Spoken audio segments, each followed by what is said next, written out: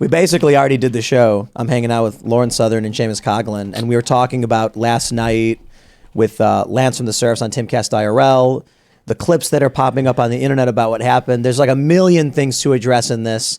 And then we started talking about the clips going viral of Ian, because Ian said a whole bunch of funny things too. But we'll just keep the conversation going. What's up, guys? How's it going? Seamus.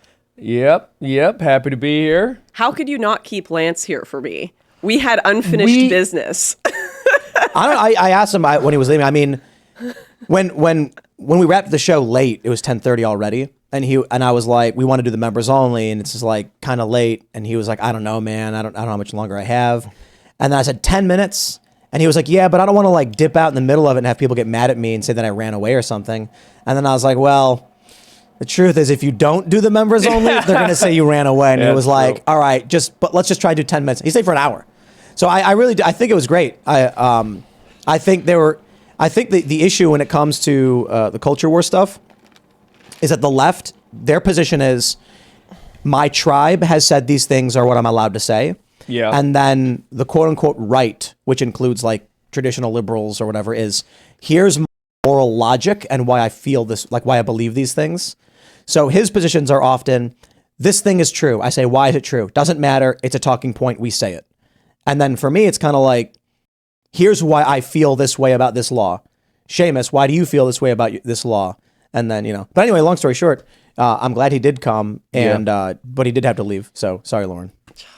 Yeah, we obviously. I wish you asked him about the mass grave stuff in Canada, because that was Lance and I's big debate, and it's been a few years now, no bodies. And obviously that's a good thing, right? They're not finding a bunch of dead children, but it seems like for some reason a bunch of the progressives in Canada are like, please, they just love one dead children. Dead child. Well, let's get some. So we'll get some context too, because like I said, we were basically doing the show for a half an hour already, just like laughing our asses off. Yeah. But so Lance is he's a cool dude. I think he's a really nice guy. I find his views abhorrent. He agrees. He finds our views abhorrent. But I thought it was funny. He brought a Bud Light tall boy and cracked it open. We were laughing. I think it's a good thing. It's healing and will help bring us together. But he is a leftist commentator who came on the show, and there are a bunch of clips going viral, namely where he said that so long as a baby is inside a woman, the woman can terminate it and do whatever she wants to it. Seamus actually asked for clarification, since you're saying if the baby's in the woman, she can do whatever she wants.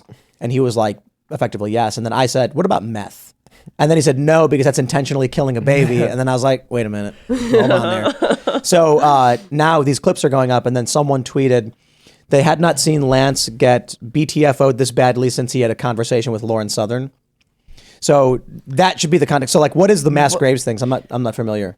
Yeah, I'm guessing you followed that. I did. Is it all right if I just interject with one thing before? Yeah. One thing is, there was a few moments where I felt a need to come in with a comment just because I was saying what he's saying here is factually incorrect, and I really do need to set the record straight. But I did feel bad about the fact that he was totally behind enemy lines and everyone was sort of arguing with him. And so I said next time I really want him to come on with another leftist. So it's like me and you versus him and another lefty, and it doesn't feel as much like we're jumping him.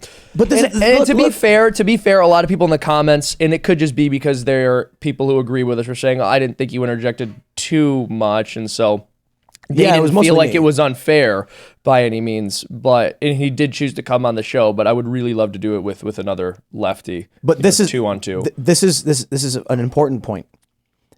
I go on Joe Rogan's show with the Twitter executives, and it was literally two liberals arguing with two progressives about how they're treating conservatives. Yeah. We do a show here when Matt Binder is here and you were here. It's literally me, a centrist, arguing with a progressive, and you, the conservative, being quiet. So these aren't even left and right debates. It's true. But the funny thing is, when Lance yesterday said that I was a conservative, he's like, if an alien came to Earth and looked at what you were doing and the way you post videos, they'd say you're a conservative. I pulled up all sides with 4,000 user reviews calling me a centrist. And I'm like, how is it that Seamus wants to ban all abortion? I'm in favor of abortion being legal with restrictions, and you're in favor of abortion with no restriction. I'm in the middle. Like, they don't know what middle is or centrist is. It's either you're with them or you're a conservative. Basically. Anyway, mass graves. Yeah, mass graves. I saw that. And by the way, What a you lovely did beautifully topic. in that debate. And I remember hearing that story about the mass graves and not really being able to make heads or tails of it. And then you came along and said it's all nonsense. And as I looked into the information that was available on it, it was clear it was all nonsense. And then you absolutely crushed in that debate. You did a phenomenal Yeah, job. so us a story. essentially 2 years ago, this story came out in Canada that they discovered mass graves of Indigenous children and that there was basically a genocide going on by the government and the Catholic Church. And, there's no denying there was abuse within the government systems that were created and priests. But to say they were like ritually, had nuns coming out and That's what executing they're these saying. kids. Nuns were killing these kids. Oh, yeah, coming out, executing them, burying them in mass graves behind these churches. But what kept happening is I'd do like the tiniest bit of surface level research on this. And it's like, oh, this graveyard existed that they found 13 years before the residential school was even built. That was one of the main ones that Trudeau visited in Saskatchewan. And then the main one that started this all in Kamloops, they have done no excavation, nothing. It's years later. And all of the articles that came out then, mass graves, which implies a genocide. Would you agree? Absolutely. That's what mass graves Times, everything. They all just like quietly a few months later edited the articles to say potential bodies discovered. We don't know yet though. But the whole first headlines were mass graves found. And this resulted in dozens, I think over 50 churches being vandalized and burnt to the ground. Like, And that's why they wanted it to happen. it was Exactly. terrorism against Exactly. the Christian community based off a lie. Yep. It was nutso. Like, That's why I said, and again, it is. Before the show, we were like, talk about Lance with him not here is kind of shady. Yeah. It's like, okay, but it is what it is. I told him he was in a cult. Like, in the after show, for those that didn't see it, I asked him, here we go. I asked him, I'll try and keep it family friendly.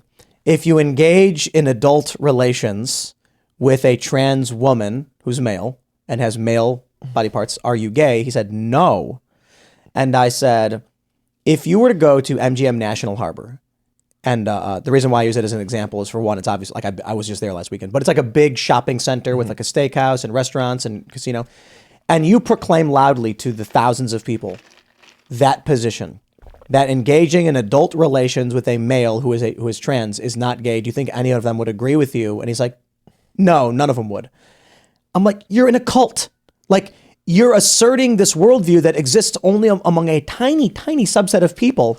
You are the odd person out. You are not the mainstream. You are not the average. Well, to be fair, the commenters were pointing this out in the members only section. When he made that statement, he was drinking Bud Light. So it's possible it got into his system, and that's why he said that. Makes sense. Yeah. very true. I will say, I do respect him for coming on the show. I didn't think when I saw his face up there, I was like, there's no way Lance actually accepted going on Timcast. So full respect, full props to you, Lance, for doing that. He tweeted something at someone, I don't remember who, and then I responded with just like, hey, come on the show, bro. And immediately he was like, hell yeah, dude, awesome. And I was like, cool. And the thing that these leftists don't understand, and he's a self-proclaimed leftist, I'm not trying to insult him, is that I have no fear of having a conversation with a leftist because I only seek to follow a logical pathway towards betterment. So when it comes to my politics, it's simply, is there something I missed? Give me the study that proves me wrong. I'd like to hear it. He couldn't do it. When I mentioned that trans kids desist at 61 to 98%, there were 2 studies that show this. The only thing you could say is a meta-analysis of studies disproves this. And I said, a meta-analysis is the opinion of a researcher who read articles, not a scientific study. You have to give me, he couldn't give me one study. I think the problem when you're having these debates is there's so many other factors beyond like, oh, well, I showed him the study. It's like, no, lots of times people are thinking like, this is my friendship group, my social circle, my job. I have so much more on the line to reaffirm the beliefs I've put forward, even if they're making me potentially look stupid, than I do to sit here and be like, oh, that's actually interesting. Realize that. You can't overcome that. That's the thing about Timcast. That doesn't exist here. It exists in conservative circles.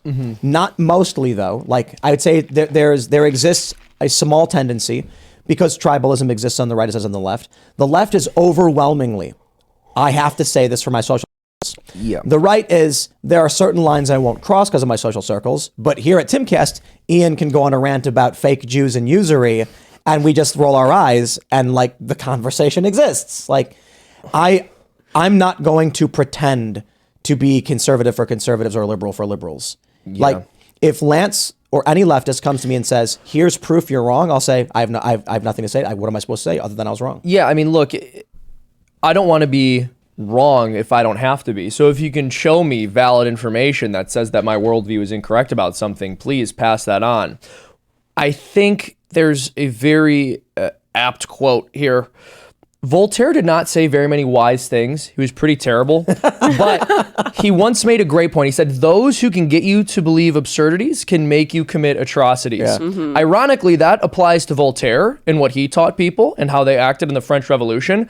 However, when you look at Lance, he seems like a perfectly nice guy. He came onto the show. He was very polite to everybody, but he believes in absurdities, and the policy he wants to implement is atrocious as a result. I'll give you an example.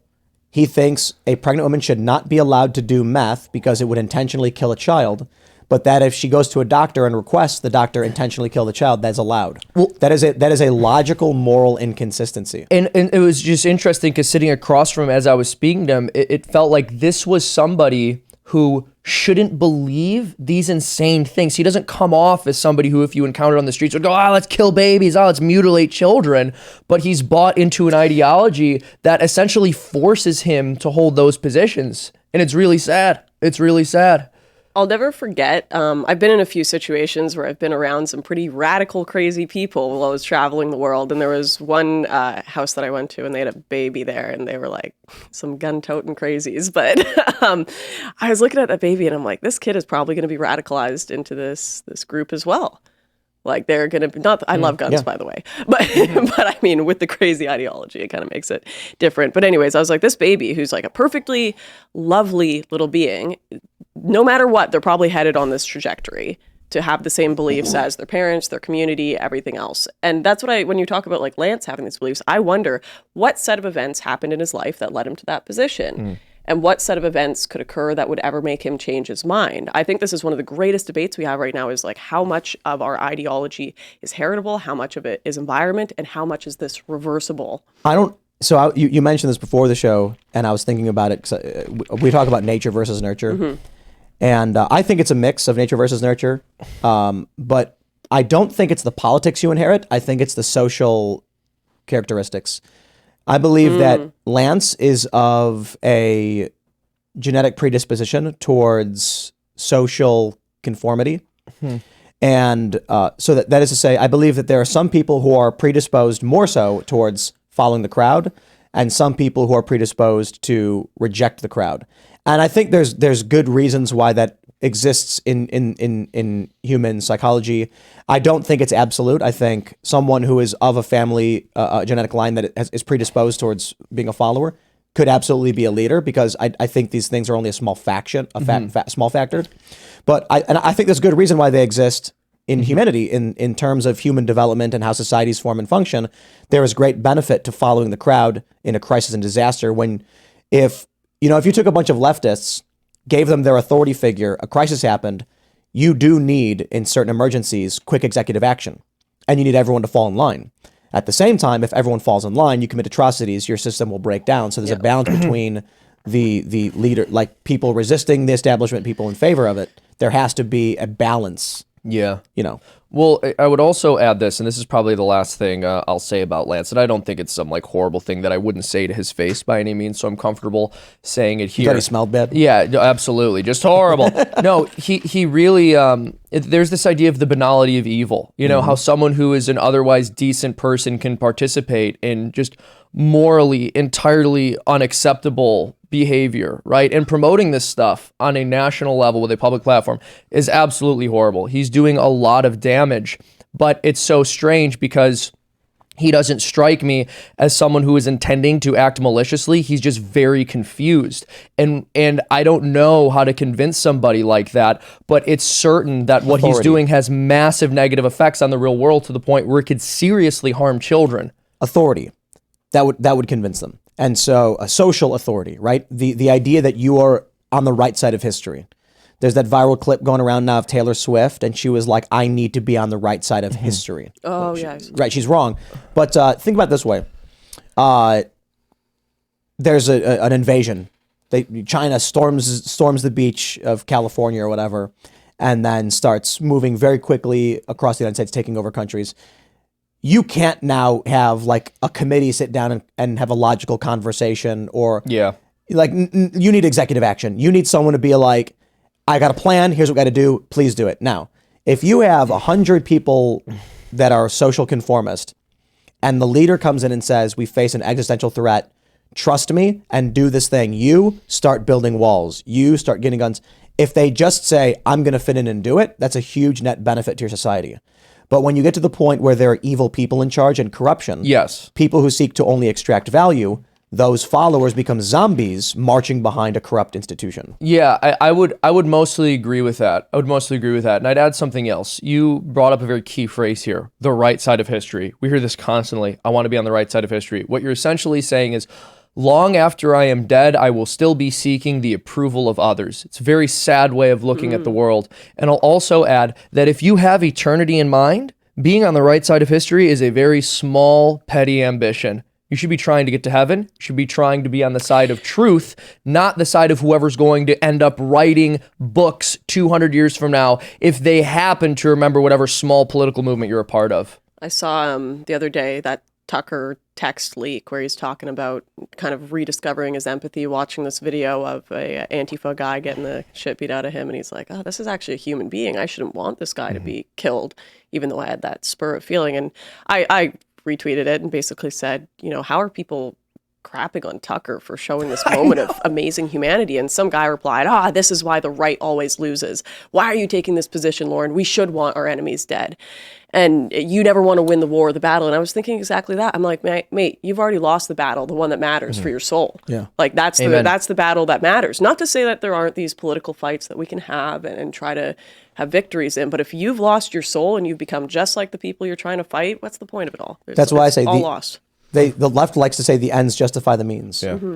And they don't, because there is no end. They're like the life is the journey. And this is where my moral positions often come from. I would say this to the Occupy people. If you decide that you today are justified to use violence, why would you not be justified tomorrow or the year after that or the year after that? And if you believe the government is evil, the institutions are evil because they use violence against people, and so you've decided the only way you can win is to adopt those policies and tactics, how will you defend that revolution in exactly the same way they are doing now? Quite literally are what you claim to oppose.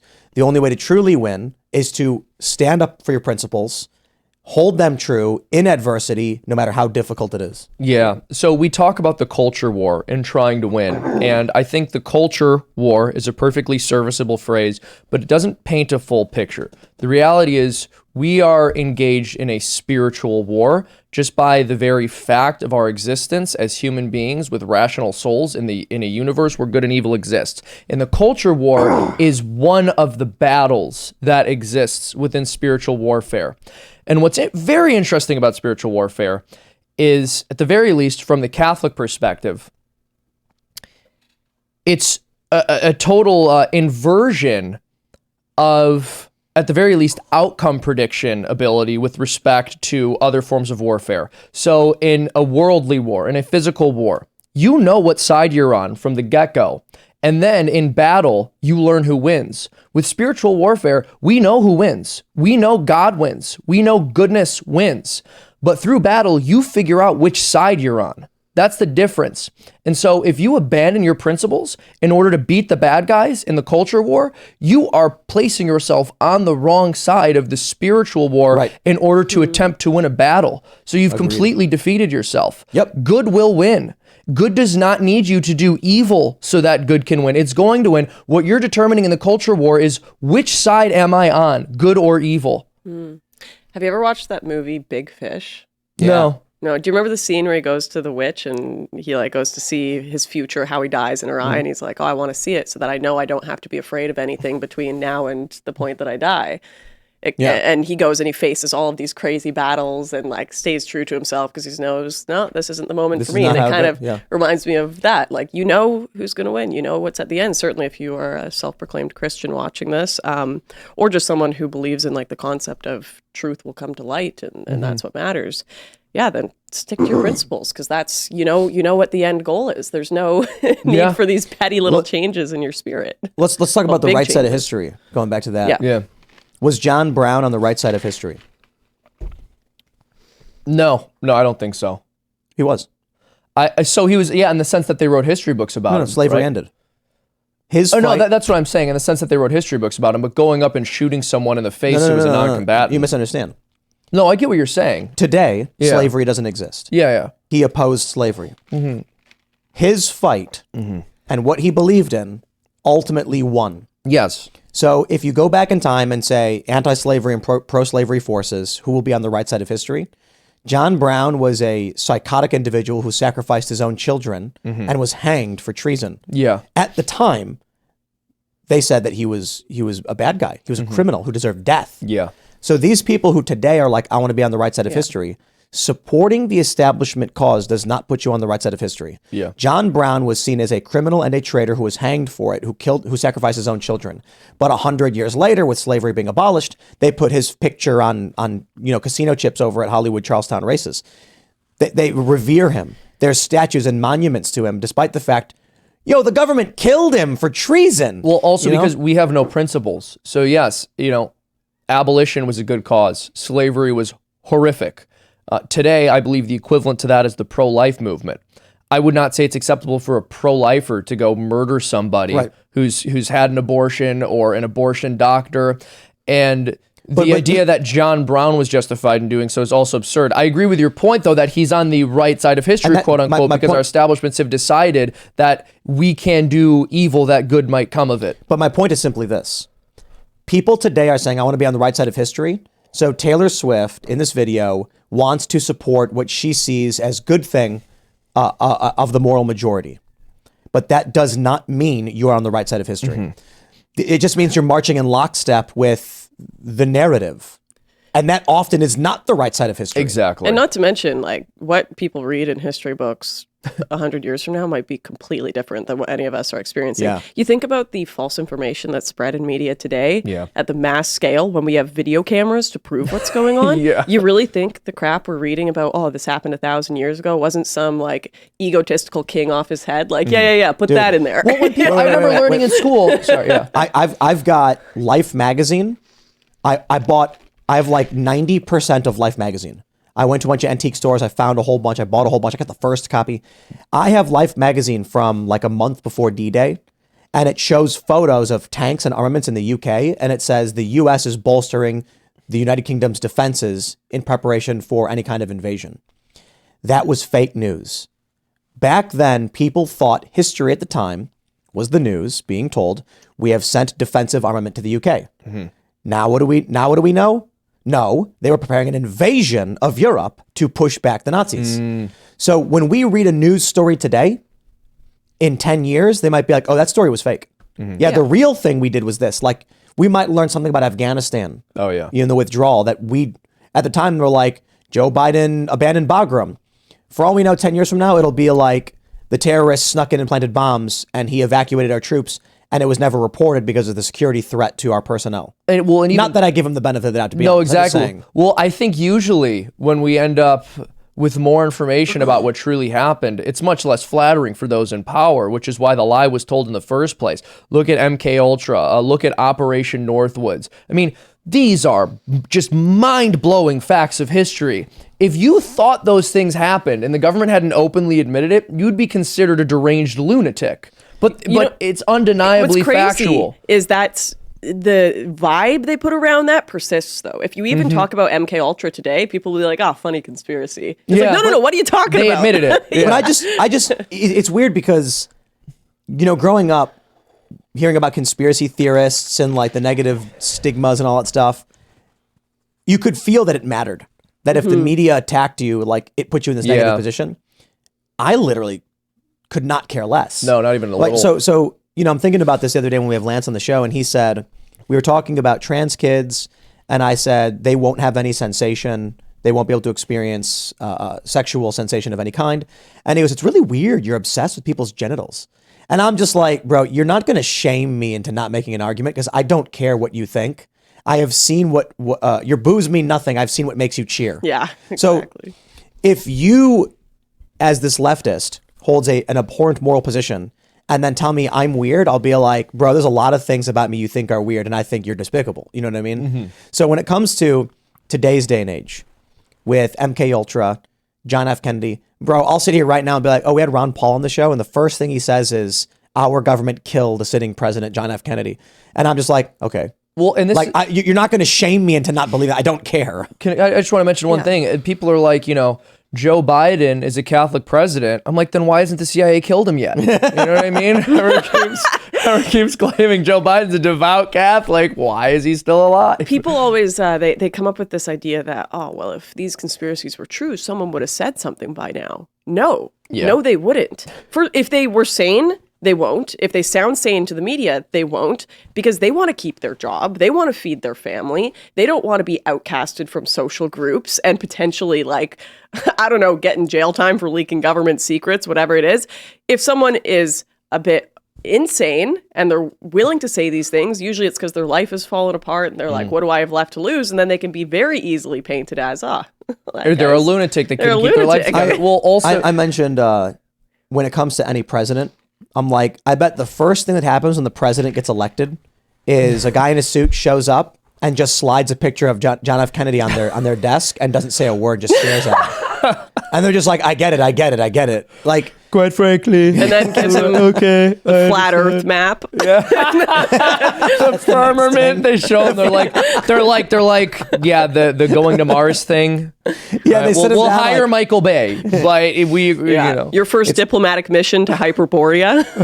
I mean, I kind of meant that they're threatening the president. No, I know. Oh, yeah, they're saying don't fall out of line. Yeah. But I do. I thought it was funny for a different reason. No, they're both funny. But it is funny the idea the president gets elected and then this guy all right, so your orientation as president, the Earth is flat. Aliens do exist. JFK, that was us. MK Ultra, yes, exactly what you think it was. Montauk, whew, what a doozy. No. The way they do it, real. Here's how it's structured. They come in and they're telling about all the conspiracy theories that are true. When the president goes, I have to tell people, then they pull out the JFK one and just set it down on the desk in front of him. That's a good skit. It's all about timing. They're like, he's like, yeah, aliens? No, trust the experts. Yeah, it's all. It's like he shows them like the Earth, it's flat, and he's like, wow, and he's like, aliens, they're real. My God. And then he's like, the Montauk Project, MK Ultra, and he's like, the American people must know. Well, there's one more, and then he shows up JFK. I have no idea what you're talking about. No idea what you're talking about. Yeah, no, I trust the expert. There's no evidence these conspiracies. No, but I don't think that they literally show a picture of JFK to the president, but I think the implication is there. It's the implication, right? I don't, to be honest, and this is, I'm more or less just memeing here. I don't know nearly enough about the JFK situation. What I do know is that the Warren Report was the most widely doubted piece of official government information that's ever been issued, according to surveys. But I don't know enough about the actual situation to make a declaration one way or another. I want to look into it. No, I agree. I've not done any, it's well before my time, all of our time. Wait, who was the president? Was it Wilson that couldn't walk? Yeah, FDR. Yeah, he was. They kept it a secret from the public. He had polio as a kid, and so he couldn't walk. And they didn't tell the American public for how long? Yeah, his entire presidency. No. Yeah. And there was this one president with dementia, and they didn't tell the American people about it for years. Yeah, America would never do something like that. Yeah, well, it's just hilarious because Joe Biden, they were trying to hide the fact that this man's legs didn't work from us, and we have a president whose brain doesn't work, and everyone can see it. It's just out in the open. And they go, nuh-uh. No, he's got a speech impediment. What? That's not how a speech impediment works. I've met people who stutter. They don't say poor kids are just as bright and talented as white kids. They don't say you can't go to Dunkin' Donuts unless you have a slight Indian accent, which is another Joe Biden quote. No, my favorite thing he said was, I'm not really Irish because I don't have any relatives in prison and a drinking problem or something. Yeah, I don't have a drinking problem. None of my relatives are in jail. That's not how a stutter works. That's not a speech impediment. That's just not having a functioning brain. Yeah. One of my favorite conspiracies right now is that there's this is not Joe Biden, it's Biden. Biden, I know, I love that one too. Biden. There's two. Well, someone posted a photo and it's Joe Biden from 2014, and his ears and face look very, very different. We clearly got some kind of work done, Right. or I don't know if it's Facelift. something as simple as like a facelift or having his eyebrows tweaked, but he does look different. So I But understand why people can like theorize. So about like it. the little dude, what are these things called in your ear? The little dudes who live inside his Little dudes. face, and then his No, but face opens, and there's a in the small one person in picture, there. Like his ear has the floppy part, and then the other picture it doesn't. So like that's not an that doesn't come. You can't do that. Like that's not a surgical thing. They didn't Maybe you attach can. his earlobes to the side of his head. You know what I mean? Maybe they're doing it to mess with you. They Right. attach fake earlobes to throw you off. It's a psyop. But Biden these are earlobe fun gate. too. Like the funniest one I think is Michelle Obama being a man. Oh, 'Cause it's someone's like, show me one picture of Michelle being pregnant. Yeah. And it's got thousands And they were of all AI Oh my responses. gosh, I was dying. I was dying at But that. I love that one because Oh, it's Michael. inconsequential. Well, but also I think Michael. it's really He's hilarious that Obama's repeatedly called her Michael, which does not help them at all. It's like, dude, you got that's like the one thing. Maybe they find it funny, like as a family. They're like, just let's lean messing into around. It. Yeah. He's like, oh, my husband, my wife. Did he say husband? No, but he said Michael. He says which is Michael like, several They times. get into He a said fight the Michael night before, and he's like, "Damn it, Michelle, I'm calling you Michael on national TV again." Don't you do it. Don't you do it, Barack. Oh, I'm going to do it. Oh I'm my gonna call you gosh. Michael. Oh my I'm gonna say it. gosh. I'm going to say the M word. Michael. What do you think? What slur do you think Joe Biden's going to say first? Accidentally. That's a good question. Well, he's already Through his dementia. he's already said the Which thing about slur? Irish people. He's already he's gone in on Indians. He's gone in on It's going to be Asians. You think so? Yeah. Yeah, it'd be about Asian people. And then when he says that slur, people are gonna be like it was a stutter. Because He didn't the mean thing to- is, He has that stutter. He's got Tourette's. Like I don't know what they're gonna end up landing on. Americans don't really know the slurs for Asian people.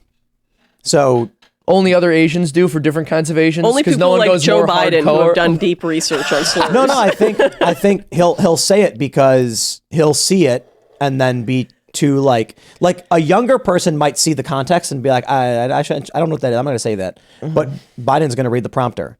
Yeah. You know, he's gonna. You think someone's gonna be putting Asian slurs on his prompter?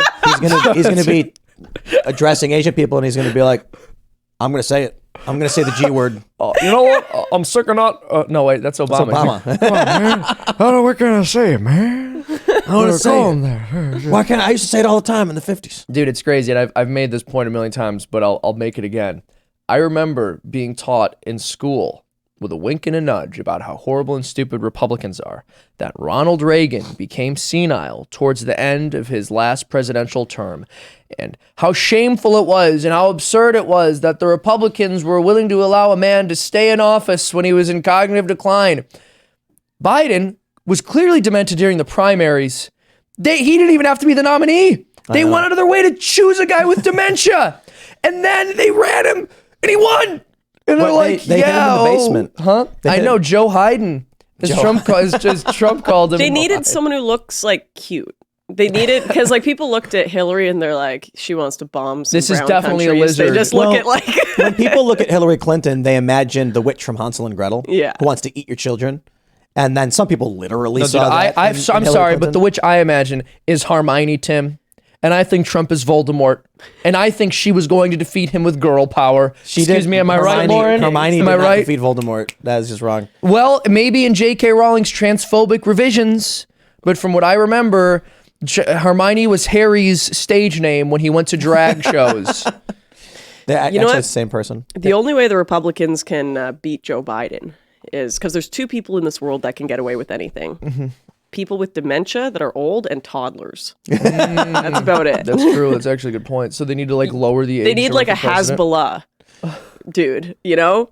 He's 30, he can still legally do it, but he looks like a toddler. Oh, right? Interesting. Versus and Joe he gets up Biden? on stage, and the American people are honestly at the point where they're like, he's youthful, you know? He knows what the American people want. And how could you vote against a midget? Yeah. Who do you think you are? Yeah, like, So one of the other things that came up with with Lance on the show is that Canada is not a communist revolution or whatever, and that it wasn't that bad or something like that. Wait, what happened? In the beginning of the show, he was saying something like people think Canada's going through some kind of communist revolution, but it's not. It's actually pretty fine. No, it's not. And I'm like, It is not I don't fine. know. Like, This was before the show. I said, in the United States, they like shut down churches. It was pretty bad, and they were like shutting down businesses. But there are videos coming out of Canada where people were like, the cops went into their houses and pulled people out. And he said something like, well, no, but there are instances. I'm like, no, there's videos of that happening. And not to mention, there's you can look up the Fraser Institute report on this. I think it's from 2 years ago or something, where they calculate the total amount we pay in taxes when you include all of the sales tax, income tax, everything, property. It's about like 60% of your income. Yeah. What percentage of our income do we have to be taxed before it's communism? 90%? Slavery? 100%? Well, Bernie Sanders says he wants to tax anybody over 100 million. I mean, just shy of $1 billion at 99% or whatever. Well, and so, all right, this is a fact that's very inconvenient for the left-wing narrative. And I know conservatives mostly talk about the culture war and they've strayed from economic issues, and I understand why, but it's important to stay, it pisses me off. It makes me angry as well. They will say the top marginal tax rate used to be 90%. No one in the top marginal tax bracket, right, was paying 90% in taxes. They found workarounds. Government revenues, federal revenues, have never, for any sustained period of time with any tax rate, surpassed 20% of GDP ever, no matter how high or low the tax rate is. And in fact, it tends to hover around just below that 20% number, which would suggest that Art Laffer was not pulling the Laffer curve out of his rear without there being any legitimate basis for it. What happens is, if you tax people at 100%, you end up getting 0% in revenue because no one's going to work for money they can't have. You tax people at 0%, you get 0% in revenue. So you start with 0% on both sides of the tax curve, whether you're at 100 or 0%, which means there is a revenue maximizing point somewhere in the middle. According to the data, which says federal revenues have never exceeded 20% of GDP, that would indicate the Laffer curve is somewhere around 15 to 30% of tax rate. And that changes based on what you're taxing. You said nobody will work for money they can't have if they slowly inch their way to that point and they form a system around it, they will. Meaning... Right now in the United States, the average person is spending 30% of their revenue goes to taxes, but they don't even think about it. It doesn't exist to them. They're told you get $10 an hour, and the person immediately thinks, "Wow, $7 an hour." Yeah. Then their paycheck comes, and their paycheck is their paycheck. So if we get to the point where everyone's taxed at 90%, people are going to be like, $100 an hour? That's so great. I'll have $100, after working. Well, but statistically, what we see is that as these tax rates increase, federal revenue doesn't, and it's because people either stop working or they find workarounds around the tax code. That's not modern monetary policy. Well, modern monetary theory is different. The goal of taxes is to extract money from a system. Yes. So the federal government can spend money they don't have, and then to control for inflation, they take it from you. Yes. They're spending your money without taxing you. There's a slight difference, right? No, you're right. With MMT, they are only taxing to prevent inflation from occurring. But even with MMT, because inflation is just another form of taxation, you still end up having an effective real tax rate, even if it's unacknowledged. And the higher that rate is, the less people are either willing to use your currency and start bartering outside of the system, or the less work they do because they can't see the fruits of their labor. Okay, I understand why Republicans don't talk about economic issues anymore. I'm like, sorry. You don't think this is you don't think this is important? For just a moment ago, she's like, "Of course, I still talk about tax issues. This is very important." How do you feel about the elimination of the bond market that would occur with MMT? How do you feel about the fact that they wouldn't have to sell and buy bonds? Doesn't that bother you, Lauren? The banks are collapsing. Mm-hmm. That's true. That's a thing. That is happening. Pac West is about to collapse now. Is that exciting enough for you, Lauren? What's exciting is the bank's collapsing. AOC put forward that bill with what's his face? Matt Gaetz? Matt Gaetz for no more insider trading. Yeah. And she has big boobs. But then how am I supposed to know? She's evil. How am I supposed to know where to invest? She's cute. I think she's evil. If I can't see, cute does not preclude evil. Right. Yeah. But if AOC's tax rate, I mean, listen, if AOC's tax rate, what's wrong with me? I'm sorry, I'm exhausted. If these people can't trade stock, then how am I supposed to look at Nancy's portfolio and know where to invest? So true. It's unfair actually. I'm tracking her husband. I'm trying to do a little outsider trading. You know what I mean? It's difficult. It's difficult when I can't look at Nancy's numbers. It's her husband who does all the trading. So my bank account feels like an ice cube. All I've done is save and save over the years, and it's just slowly melting away because of inflation. I'm like, where do I invest? Well, I don't know, because now Nancy Pelosi isn't going to be able to trade. And Nancy Pelosi is like the Jim Cramer that actually gets it right.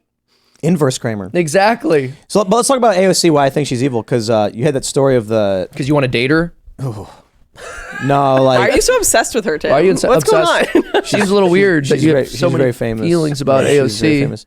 So there's that homeless guy who was threatening to kill people. That's probably hyperbolic. Oh, yeah. Homeless guy was threatening people, saying he was not afraid to go to jail or die, which has like certain terroristic implications. No, you don't say that all the time on the subway? You Yeah, don't just just yell yelling at it. people on the subway that you're not afraid to go to jail or die? Only when I want to fit in, because that's what, it fit in New York. So these three guys subdue him, dude dies, and now the left is protesting. And this was like another thing that we brought up with Lance. I'm like, 6 months ago, we're talking about the people being pushed in front of trains in New York and 2 people being killed in the process. 25 people pushed, 2 of them died. And y'all don't protest or call this guy a murderer or say, why aren't the police arresting this murderer? Like, nobody cares. 2 dead people. But as soon as someone defends themselves from a violent terroristic threat, you are now saying lock up the victim. AOC is that these people are on the side of chaos and destruction. That's why I'm like, AOC is evil. Yeah. I really... So this is probably similar in New York. In Vancouver, Canada, they did a study last year, and it showed 40 people were responsible for over 3,000 crimes that year. Wow. Yeah. I think it's similar. The numbers in New York are somehow a little lower, but it's same like 50 to 100 people, just serial criminals because of the bail distribution. reform. And, you look at that, and it's like, just arrest them, put them away. But they've got this infinite forgiveness system. And there's something like they've convinced themselves that's moral about it. Like people deserve a second and third chance, unless you disagree with me slightly politically. But if you're in the subway, stabbing people, running around, robbing every store, I don't understand the infinite forgiveness for this people, but not for Because people that they're are evil. trying to find their political place in the Because world. I think this is the banality of evil. Yeah. Okay, it's demonic. It's possession almost. It's the system is falling apart, being ripped apart, and these people crawl up like nasty parasites and latch on to those seeking to defend themselves. It's to quote or to reference the Gulag Archipelago when he was like, if the criminal does it, well, that's unfortunate. It's in their nature. But if you do it, you knew better. Well, and this is exactly. So where this stems from initially, or how it catches fire in the culture, is through a false mercy or a false compassion, right? So mercy towards the pedophile is violence towards the child, and people need to keep that in mind. Yeah. And that's true of mercy towards the robber. That is violence towards those who he might end up robbing or mugging. Once we know someone is a threat, they have to be neutralized. You have to find some way to either keep that person away from the rest of society, to rehabilitate them, to sufficiently punish them to deter other criminals, and also, if it's possible, find some way to reintegrate them into society.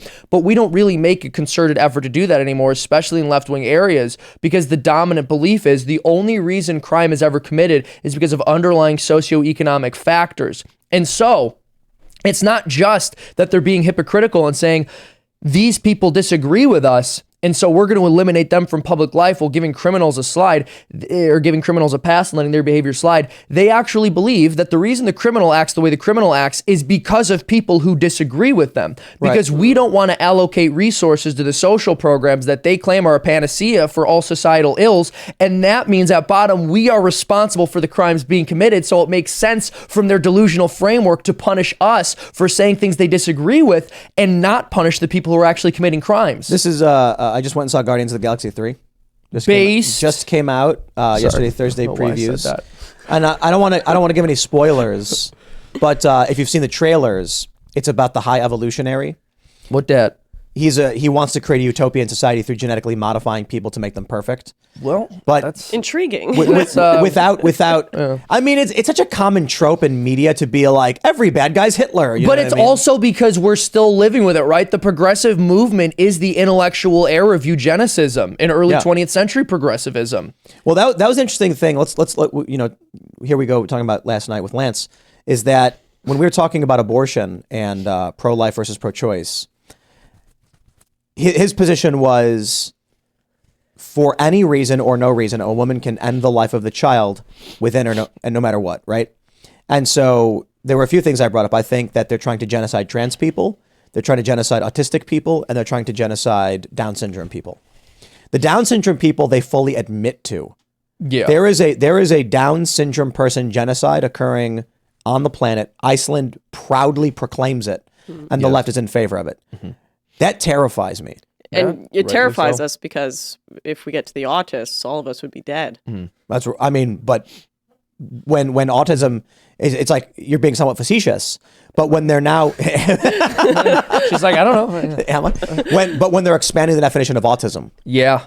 and saying now everyone's autistic, and then you're getting these leftists who are claiming it's the funniest Yes, thing. that's why you're in that category, because they've expanded the definition.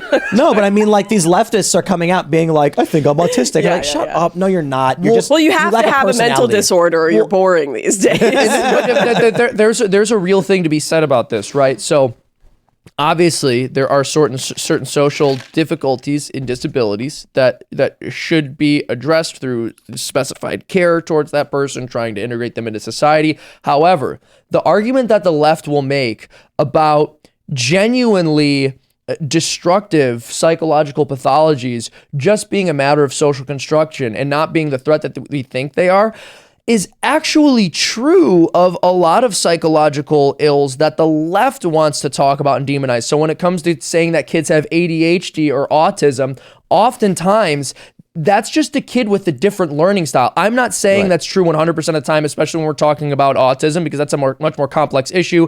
I come from a family of special ed teachers. Autism is a very broad umbrella term that captures many different manifestations. And so I'm not arguing that like autism is a social construct or something along those lines. But when you look at people, for example, who have Asperger's, who might not have been diagnosed 40 or 50 years ago as having Asperger's, and people might have just said this person's socially awkward, for example. Well, a lot of those people, they are very fact-based, they're very evidence-based, and they, for whatever reason, don't have the same signals firing in their brain when they receive social disapproval. Now, there's massive social utility in that. Like, we need people who are that way.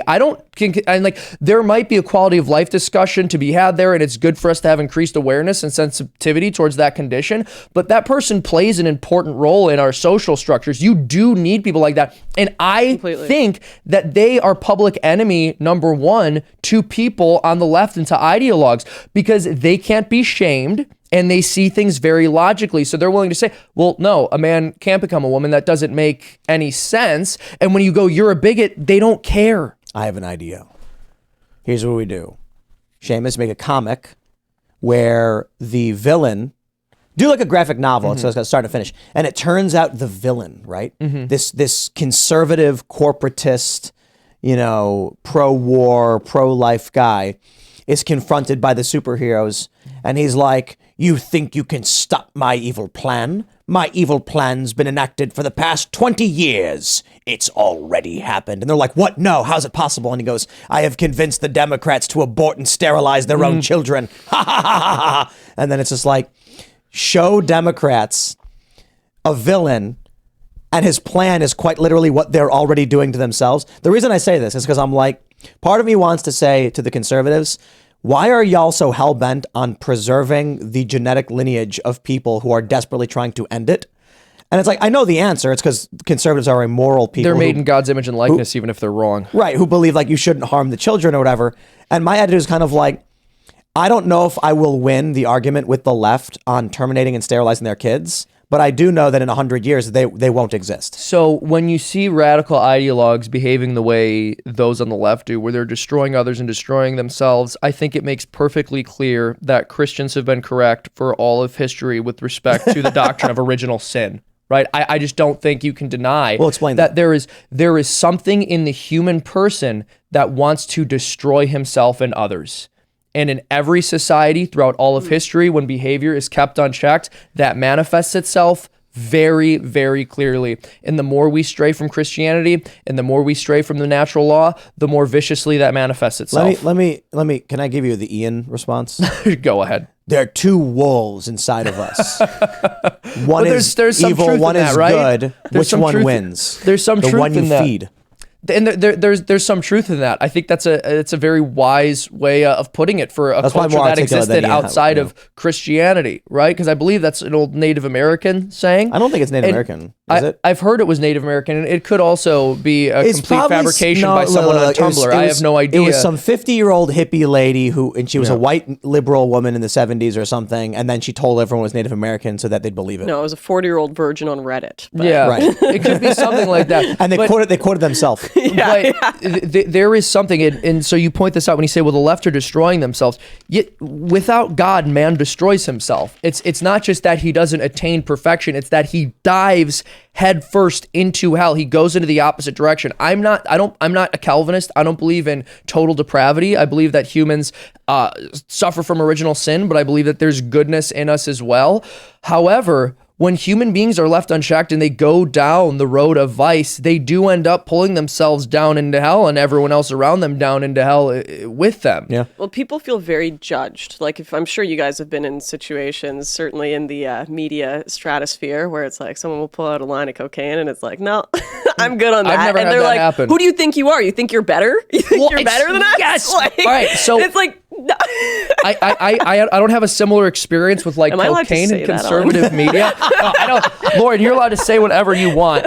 I haven't had similar like experiences with drugs, but I will say in general, that's kind of the experience of anyone who is the Christian at all, right?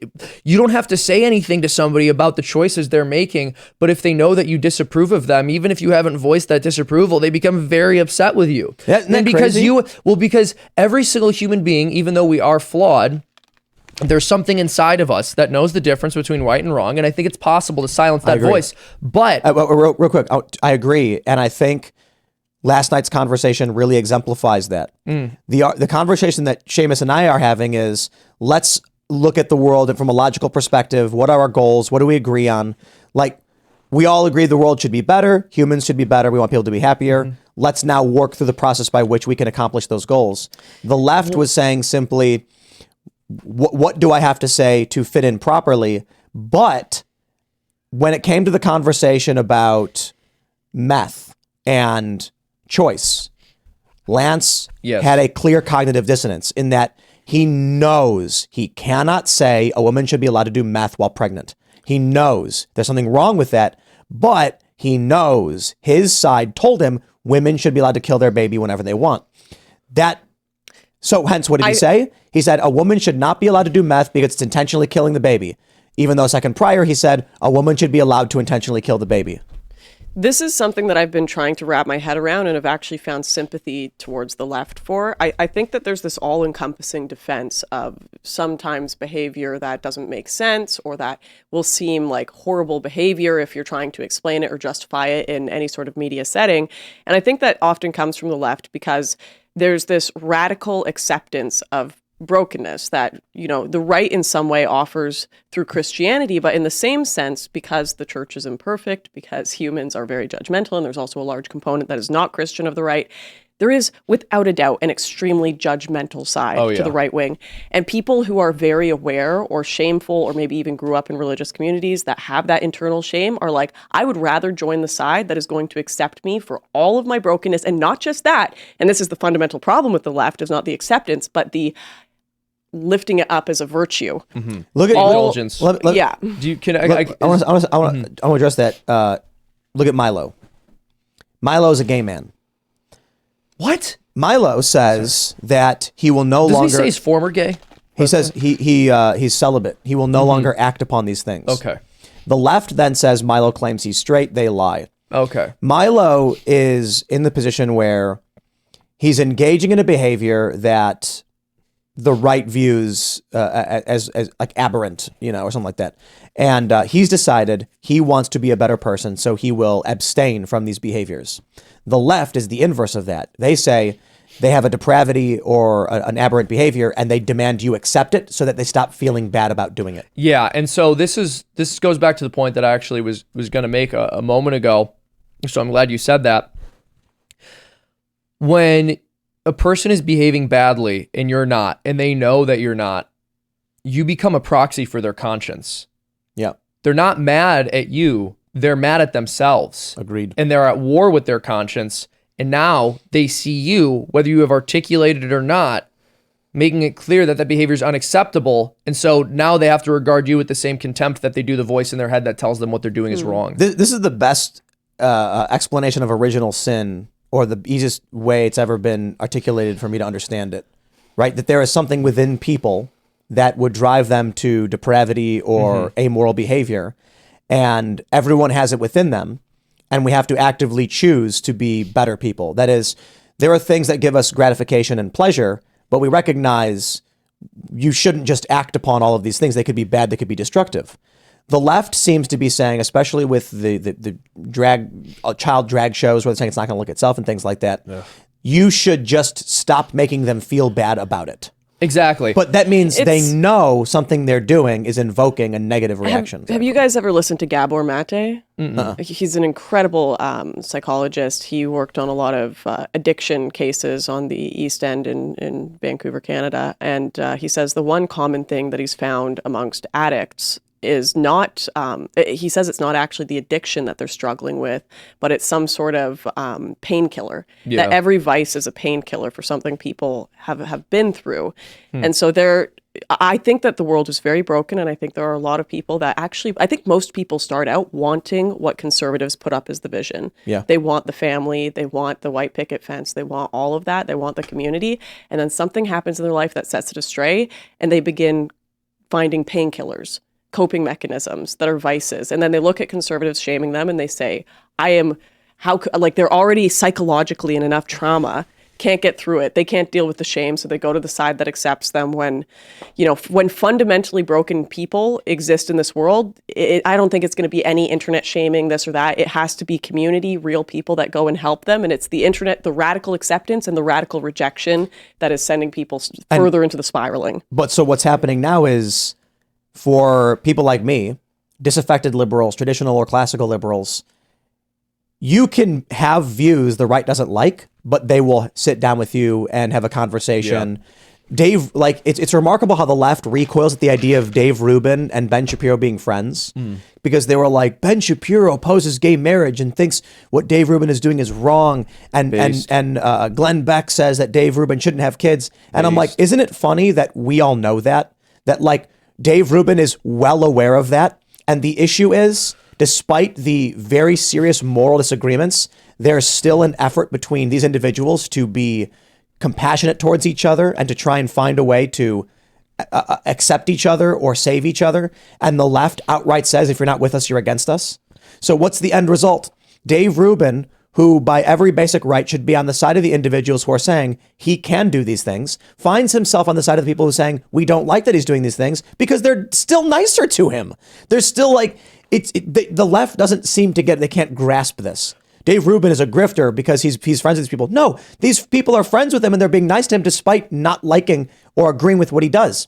The left will tell you you're with us or you're against us. So nobody who has any, by all rights, my position on abortion is not conservative, and the left should be trying to win me over and say, we accept that you're halfway there. Instead, they tell me to screw off. I'm a conservative. And then Steven Crowder is the one who came to me and said, I accept your proposal, Tim. We as conservatives will accept restrictions on abortion to a certain degree if that means we save more lives. The left tells me to screw off. Politics has become about ego. It's like you can't give an inch. You can't give. Well, that's how humans negotiate. That's how they engage with one another. You have to try to understand from their perspective. But no, that's cucked, or that's too bigoted. Well, real quick, several years ago, I went on Crowder's show and I said, I think, I'm pro-choice. There's some limits and blah, blah, blah. And he said, okay, as a conservative, I will accept that you have that position. So I'm willing to compromise 12 weeks. We will say at this point, the baby is viable. We shouldn't have any reason to kill it, except in medical emergencies. And I was like, I agree with that. That works. And he goes, let's take that compromise. Where's the left? And I'm like, you're right. I completely disagree with them. Instead of trying to win me over or form a compromise, the left says all or nothing. The end result is going to be a coalition of moderate liberals, moderates, traditional liberals, and conservatives forming the larger faction, because the left is forcing us to they're not giving us a position. They're saying you either agree with us wholeheartedly, join the cult, or else. Yeah, well, this is interesting. So My feelings on that are a little bit complicated, but I'll add this. I think maybe we're saying the same thing. What Pope St. John Paul II said is that Catholics can accept a compromise on abortion if that's the only option, and it will push things in the direction of abortion stopping. So, for example, if there's legislation that's proposed that says, we will illegalize abortion after this point in time, as we have a lot of these bills now that say after 6 weeks, the Catholic position is no abortion ever, but it's okay for us to support that law if it's the only one available, or to vote for that law if it's the only one available, so that we can eventually get to the point where there are no abortions, because fewer babies dying is better than that law not passing and then many of them dying. But the position can't be like, oh yes, we should have a permanent state of affairs where these abortions are okay and these aren't. But the simple position is, for the past several years, at least in my experience, the right is playing for the long-term victory. And the left is demanding instant gratification. The right is saying to me, we accept your terms and we'll work towards a better future. I'll take what you're offering. And then in 2 years, we'll try and do it again. In 2 years, we'll keep pushing until abortion is not legal anywhere. And now you're seeing people who used to be pro-choice are now pro-life. Yeah. Former liberals who used to agree with Democrats are abandoning the position and just saying, like, you know what? I think you've lost your moral argument. Well, and this is one of those things. So they'll accuse you of being conservative. There are many people on the left who they'll accuse of being conservative who are pro-choice. I mean, I'm sorry, but if you're not pro-life, you're not conservative. I agree. It's like the fundamental issue. That really is at bottom which side you're on with respect to basically every cultural issue, at least just in terms of your framework, the way you view the world. I just am like, in what world is someone who is in any respect pro-choice a conservative person? You can't be. You literally can't be. Not a single conservative would accept that. Not a single conservative. Every single conservative I know would be like, that's a liberal position. Yeah, but I think those words are constantly changing. I just put out a tweet the other day where I said, listen, I'm not calling myself a conservative anymore. I'm not calling myself a libertarian, nothing. Because the definitions of these ideologies and the moral standards people are held to be a part of them are changing so quickly. Like my grandma and grandfather, they were weed smoking hippies that thought George Bush did 9/11. A lot of their, we didn't land on the moon. Great people. But they were like hardcore leftists, and I think they'd be considered right wing today. I really do. Oh yeah, for sure. Or they'd be considered some sort of, and I don't Stalin know. would be right wing. Well, there's the thing. I don't know what the definition of conservative in 6 months is going to be. Exactly. I just don't know. Well, I remember a time when you had to be conservative in order to be considered far right. Yeah. Right. Yeah. Now you're far right because you just oppose the left on something. Right. Something. That means I love Dave. Dave Smith's fantastic, and I love how there's like those clips from Fox Business where they're like, "You're a Trump supporter," and he's like, "What?" He's like, "I hate Trump. I complain about Trump should be hung for war crimes." It's like, oh my gosh, dude. Yeah, that doesn't sound like a big fan.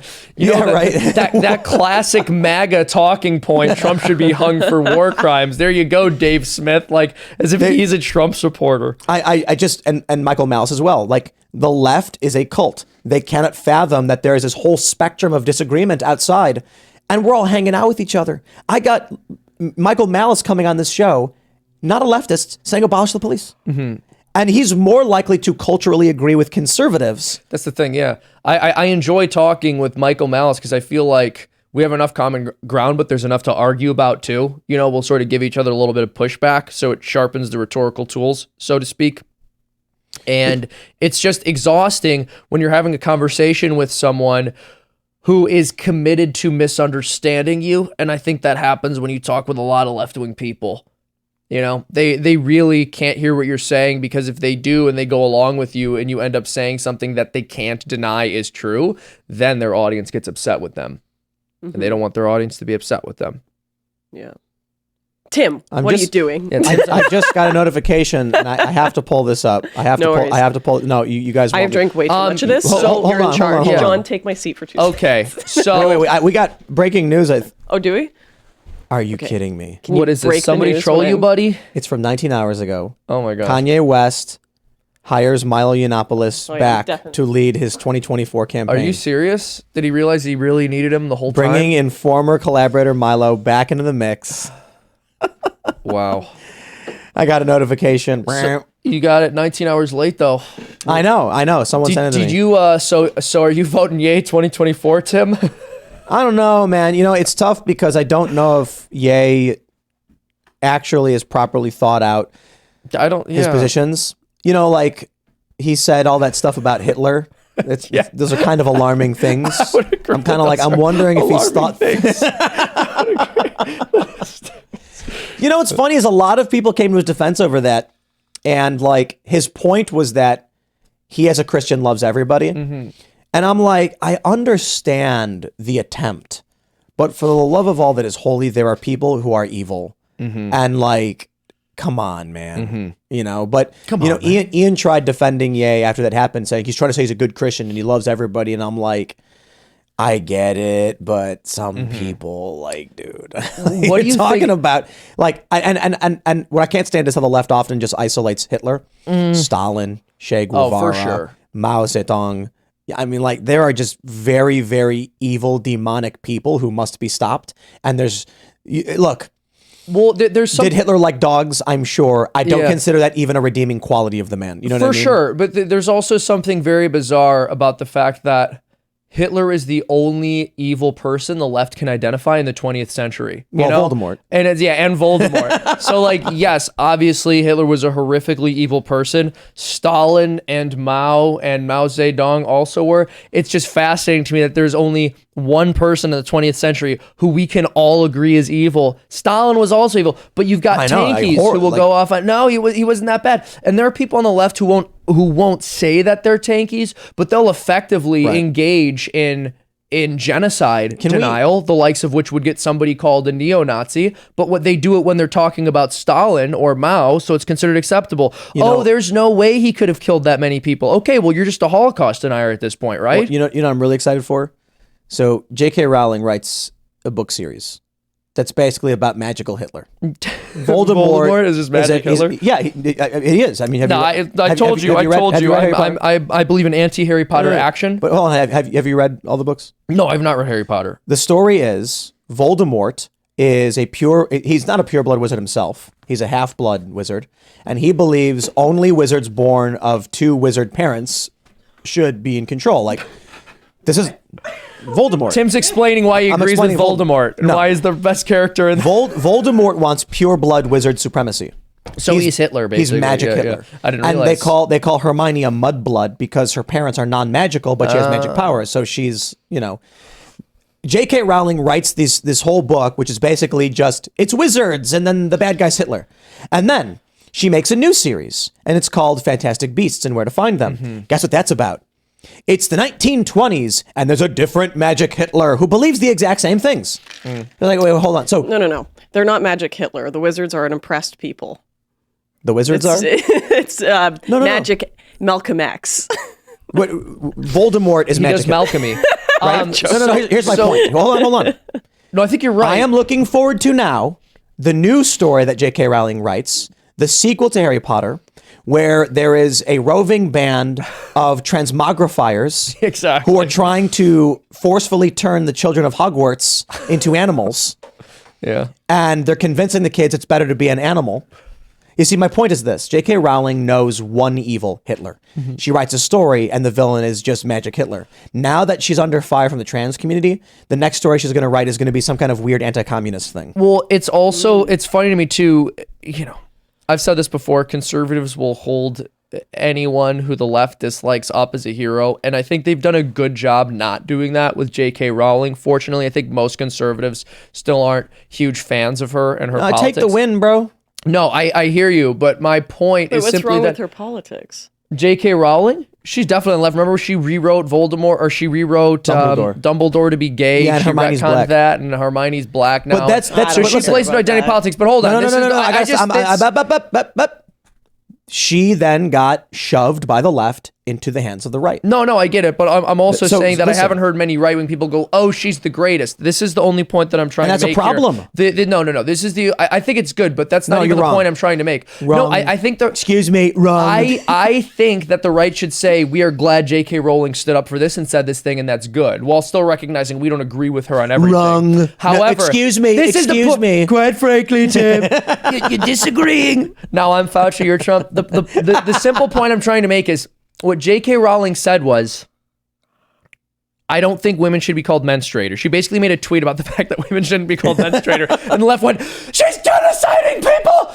It's a genocide! It's like, Oh my goodness, that's all it took? That's all it took. She's on the left with basically every issue, but she said, please don't call me menstruator, which is fair. In a workplace, calling a woman menstruator will get you sent to HR. And now J.K. Rowling simply voicing on Twitter that on a wide social scale, she doesn't like that nomenclature. Do you want to win, Seamus?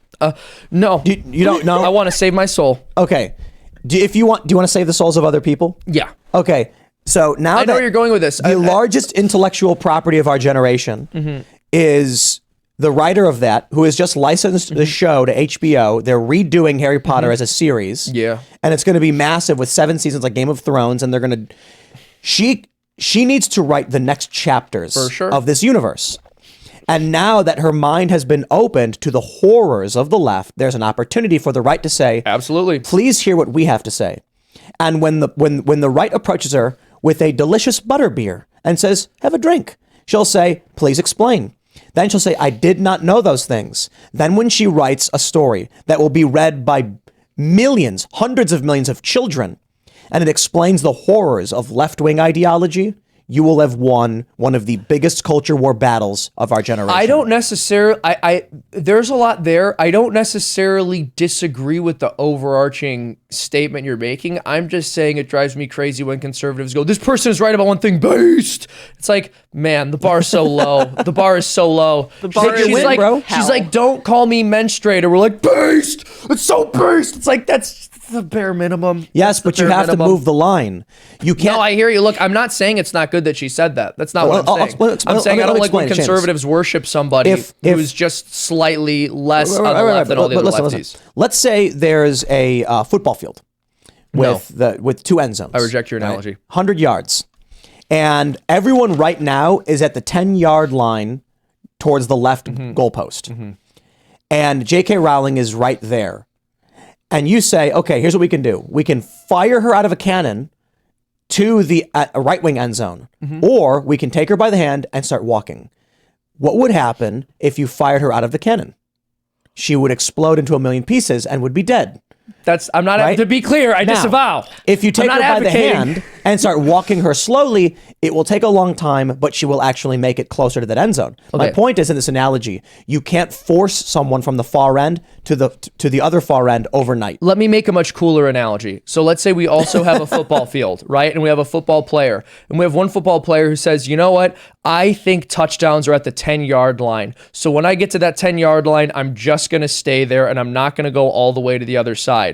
Okay, we can say that's great that they were able to move the football to that other side of the field, but they're not exactly the most effective player. They're not exactly the most effective player. The better analogy, because they're not going to cross the line. That when the football team moves the line of scrimmage, and so the football's thrown, the guy catches it, he makes it past, I don't know enough about football, but he makes it past the line. Is a line of scrimmage? Let's not pretend any of us watch sports. My point is this. We can't. If you're at the 10-yard line and you're on defense and you intercept the ball and then you push it and move the line back now in possession, you cheer for that. The crowd goes wild. But if the football player gets stopped at that line and they spike the ball on the ground and go, touchdown! I did it! And everyone goes, yeah, that's a touchdown! That's not what's happening. And it's like, no, that's not where we're trying to go. When J.K. Rowling says, don't call me menstruator, and everyone yells based, they're cheering they moved the line back. No, I agree. That's it. No, I don't disagree with that. I'm just saying I don't like the way. I just don't like the way that the right starts to idolize these people. That's my only point. I think we should, when somebody does something good that moves the ball in the right direction, so to speak, I think we should praise it. But I don't think we should make them an icon. And I think conservatives have done a good job of not turning her into an icon. I actually appreciate that. When Bill Maher or Jon Stewart say something that slightly transgresses upon the realm of the reasonable, conservatives go, they're so based. It's like, no, okay, it was good that they said that thing, but we have to remember who this person is. I'm just imagining you guys in an empty football stadium screaming at each other with the ball, trying to argue about this. But I was just thinking, like, I don't even know if she's in the realm of like left right at all. Like, if she's even, I think she's in an entire. I think she's on a. She's a witch. She's playing ice hockey while you guys are at the football stadium. No, one of the biggest mistakes of the 2016 election. That was a Canadian thing to say. That was a very Canadian thing to say. Is she curling over there? Or is she? One of the biggest mistakes of the 2016 election, I think, was actually the Make America Great Again logo. I wore the hat. I loved it, all that. But I look back on it and I'm like, there's no way we can recreate the 50s, the 60s. We can, wear the aesthetic fashion or this or that, but it's always going to be an aesthetic thing. You can't recreate times past. You can't recreate movements past.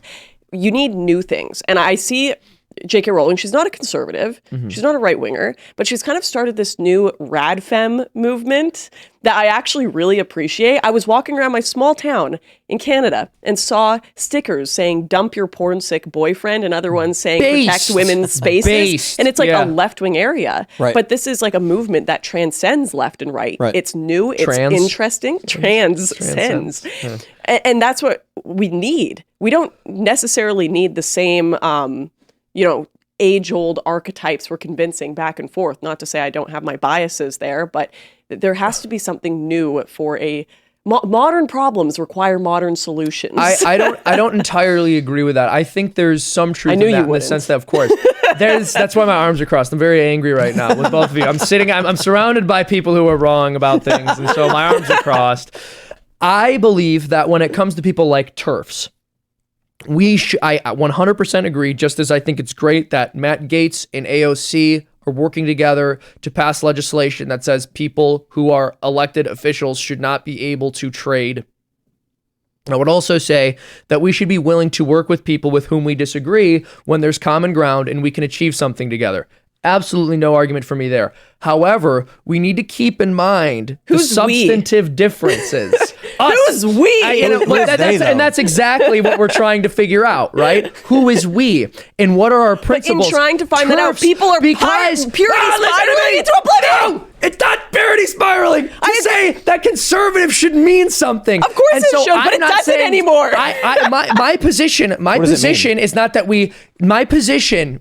we refuse to collaborate with anyone with whom we can make ground in the culture war. My position is to simply say we need to operate from a position of principle, and we need to remember that all of the TERFs right now who are saying men should not be able to invade women's spaces were cheering 10, 20, 30, 40, and 50 years ago every single time men's spaces were invaded by women. And now they are receiving their just desserts, and they're saying, I don't like how this tastes. They're not the same people. And so what we should be doing is saying, we will work with you on pushing the left back. However, your root principles are bad, and we need to help you understand that. That's simply what I'm saying. I agree with Tim. They're not the same people. The women who are saying we want our women's only gym are not the ones saying we need they're like, it's a mixture. I said the TERFs. I said the TERFs. I'm talking about TERFs specifically. I'm not talking about your average woman. A 30-year-old rad femme or whatever. Yeah, rad femmes was not in the 70s being like, men's spaces are ours. They weren't alive. But I'm saying they were the intellectual heirs of that. So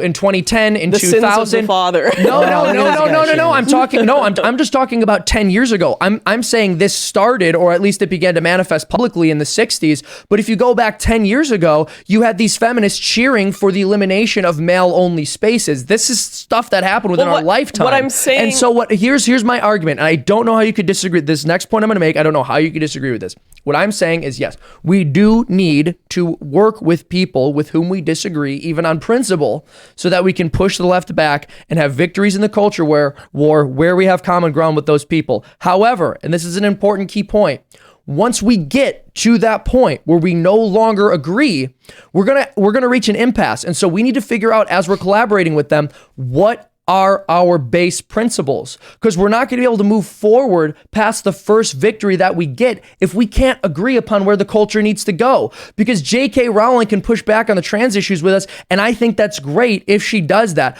But once we get to that point, the next step is, well, now we need to stop normalizing LGBTQ lifestyles in general to children, and she's not with us there. Let me. If aliens attacked Earth, I absolutely would team up with Lance and Vosh. You're not hearing me. You're not hearing me. I'm not saying we shouldn't. I'm not saying we shouldn't team up with people with whom we disagree. I'm saying we need to figure out our principles. Rowling promoted I know, and you let me finish my point. Well, go ahead. Children LGBTQ? Well, she writes a series of children's books where she has made an effort to say that there's LGBT representation in it, where she's saying this character in a children's book is gay.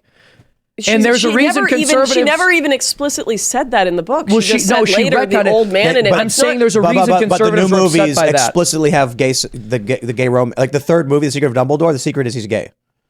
Oh. So The Secret of Dumbledore is the third Fantastic Beasts, I think. Yeah, it's Fantastic Beasts and Crimes of Grindelwald. Secret of Dumbledore is that Dumbledore is gay and had sex with Magic Hitler. And so, But I'm not trying to be crass. Like, that's literally the story. I think I just want to ensure, because I think we're talking past each other. I want to make my point really clear here. I am saying when we agree with them, we should work with them where we have common ground. Right. We also can't forget our principles, and we need to do the work to try to convince them of a more robust, principled version of that position. Yeah, and is the political goal to ban portrayals of gay people in movies? It's to make them unthinkable. It's to bring it to the point where parents would not want their children to be consuming any kind of media franchise that promotes those lifestyles. And we're not going to get there overnight. And I'm not saying we are going to get there overnight, but I'm saying we should know what our principles are. So how would you do? So let's say Seamus becomes the president. What policies would you put in place to ensure there were no gay Dumbledores in movies? I don't think you're not understanding my position. My position is not. He's pro-gay Dumbledore. Yeah, absolutely. My position is not my position is not that we are going to have an instant solution, and it's certainly not that we're going to have an instant top-down solution. My argument is simply that as conservatives, we need to be rooted in principle, so that when we do work with left-wing people on things that we do have some agreement on, we don't lose sight of our actual end goal. It's not me saying that tomorrow. I get it. Yeah. So I'm gonna make a fan fiction Freedom Tunes channel where it's everything's the same, but all the characters are gay. I'm sure that exists somewhere. Well, okay, so if I'm J.K. Rowling and you're coming up to me saying I want to work with you, and I guess putting myself in her brain, assuming that it was my goal to have a gay Dumbledore in a movie, I'd be wondering, why would I work with you if your end goal is to try to ban my movies? I'm not going to... Look, she can choose whether she wants to work with me or not. I'm not going to lie to her about what my beliefs are to get her on my side. And then what if, though, after the left ruthlessly attacked J.K. Rowling and tried to destroy everything she's ever done, she decides, you know what? I'm going to stick it so hard to these people. She just tweets, Dumbledore's actually not gay anymore. She goes, Dumbledore was straight the whole time. No. Dumbledore wasn't a menstruator. She could write, if she so choose, after the events of the Secrets of Dumbledore, Dumbledore had conversion therapy successfully. But she can do that. Magic conversion therapy. Or she can be like, he drank a potion that made him straight. Oh my goodness. The straight potion. Oh my goodness. But like, that's the unforgivable spell is when you turn someone straight. The fourth, so there's unforgivable curses, right? There's an unforgivable curse where you turn someone heterosexual. Right. So there's three, but she could do this. There's Avada Kedavra. I know this, okay? You shouldn't. The Cruciatus Curse. Yeah. And what's the third one? Mind controls people. I forgot what it's called, though. Which so there's the killing curse, the torture curse, and the mind control curse are the three unforgivable curses. She could, if she wanted, write one. The fourth unforgivable curse turns a person straight. Like, my point is just this.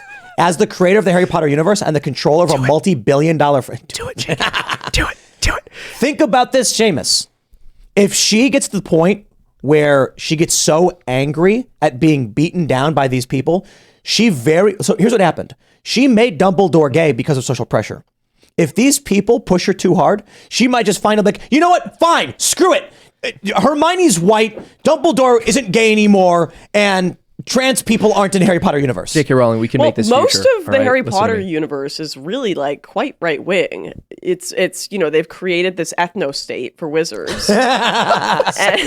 Nationalist. Very nationalist. It's all about walls. They're not letting anyone in here. Hogwarts, surrounded by a magic barrier. And Diagon Alley, this brick wall that you can't get through unless you have magic powers. It's too bad they're all Satanists. Well, see, this is what I mean. I don't think that Voldemort represents... I don't think Voldemort is Hitler. I mean, a lot of Satanists in this culture genociding witches in America. Why? He's like, let's start a movement against these genocidal maniacs. They celebrated Christmas. Look, a lot of people celebrate Christmas who don't really believe. Yes, but the point is, if you see heathens start to take up a practice... You don't say, well, you're a heathen. You say, let me teach you more. No, I agree with you. Come with me and let me show you what this is all about. I agree with you. Yeah. I agree with you. So if Harry Potter is a Satanist, but he's enjoying Christmas, I can fix him. Christmas is your open door to say you can fix Harry. Like, well, Harry, you like this holiday. Let me tell you something. Let's have a conversation, buddy. Hold on, there is something interesting about them celebrating Christmas. There is being something witches very and wizards. interesting. Maybe it's like some kind of Black Christmas. They're doing like a satanic version of it. Yeah. Harry Potter doing a satanic worshiping the devil. He is. He's worshiping the devil. But there is an interesting implication of what that means for what Jesus represents in the Harry Potter universe. Well, no, right? There's to a real wizard. What is Jesus Christ? But this is my point, and this is part of why I was never like. To be fair, I never actually cared that much about Harry Potter. The reason I think it's an interesting conversation is because J.K. Rowling came up. But people will say, if you think that magic and literature is bad, why are you okay with it in Lord of the Rings? There's a very simple reason. Because in Lord of the Rings, you're dealing with a completely fictional universe, and Gandalf is supposed to be analogous to some kind of angel. Wizard is just the term that's used. In Harry Potter, they live in our world. They live in the real world where they go hide from the authorities and do witchcraft. And there is a Christmas, which means Jesus exists in this universe. This is not some alternate universe where there's no God. And it also means that they're openly defying the church. So that is why Harry Potter is wicked. In every book, they celebrate Christmas. Every single book. You know, I've been to Hogwarts. Take what in you real can. Life. Where's Hogwarts in real life? They've got one in South Africa. What? If you go to like Johannesburg and stuff, every other ad up is for Serge, is that true? Okay, wait. He says yes. Did you go to Hogwarts, bro? Is that where you studied? But you know how like they have like the Tri-Wizard Cup and they have all the different schools come out? I was really surprised they didn't have the one I went to in South Africa. If you go through the Black Tribal Homelands, they've got like the witch doctor school there. It's like the Hogwarts in Africa. Do you see what I'm saying? And anyways, they've got like ads. It's a huge business. They've got ads everywhere for like lovers potions, penis enlargement, so everything all over satanic. Johannesburg. And you have to go to the witch doctor school in the or I'm sure they've got a few of them. That so they Hogwarts probably is there. Yep. They've got Hogwarts in South Africa. It's satanic. Yeah. So here's what I'm saying, Seamus. If these secular liberals love Harry Potter, Christmas is your in. But here's the thing. You got an open door right there, bro. Secular liberals love Harry Potter until J.K. Rowling says, hey, can you please not call me menstruator? And then they go, ah!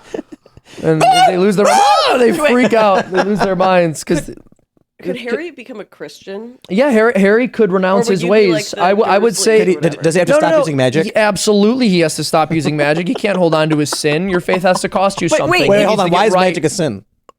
Because you're attempting to seek a kind of control over nature that is illicit and not given to you by God. Because you're then how did he become a wizard? By worshiping the devil. No, but no. You're born with it. Yeah, Some God made him that aren't. way. Yeah, I disagree. This is born that way. I think I know what J.K. Rowling was getting at there, Tim. Okay, and I don't think it's a wizardry. They didn't get their Hogwarts letter. Seamus, I'm very glad. God made them with magic powers. God makes everyone with original sin. So in the just book, because Harry. Born a certain hold on. I shouldn't say he makes. You didn't read the book. In the book, Harry is exhibiting magic out of his control, and that's how you get a Hogwarts letter.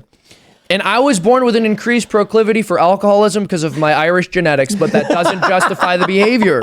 What's your horoscope? To stop using Oh magic. my gosh. I don't know. I actually do know because I went to art school, and so enough girls went, you were born at this time. This is your sign. I was like, I don't believe it. Could I get the exact time of birth and date and the position of the moon and the sun? That would be helpful. Well, if this model really has predictive power, you should be able to tell me what my sign is.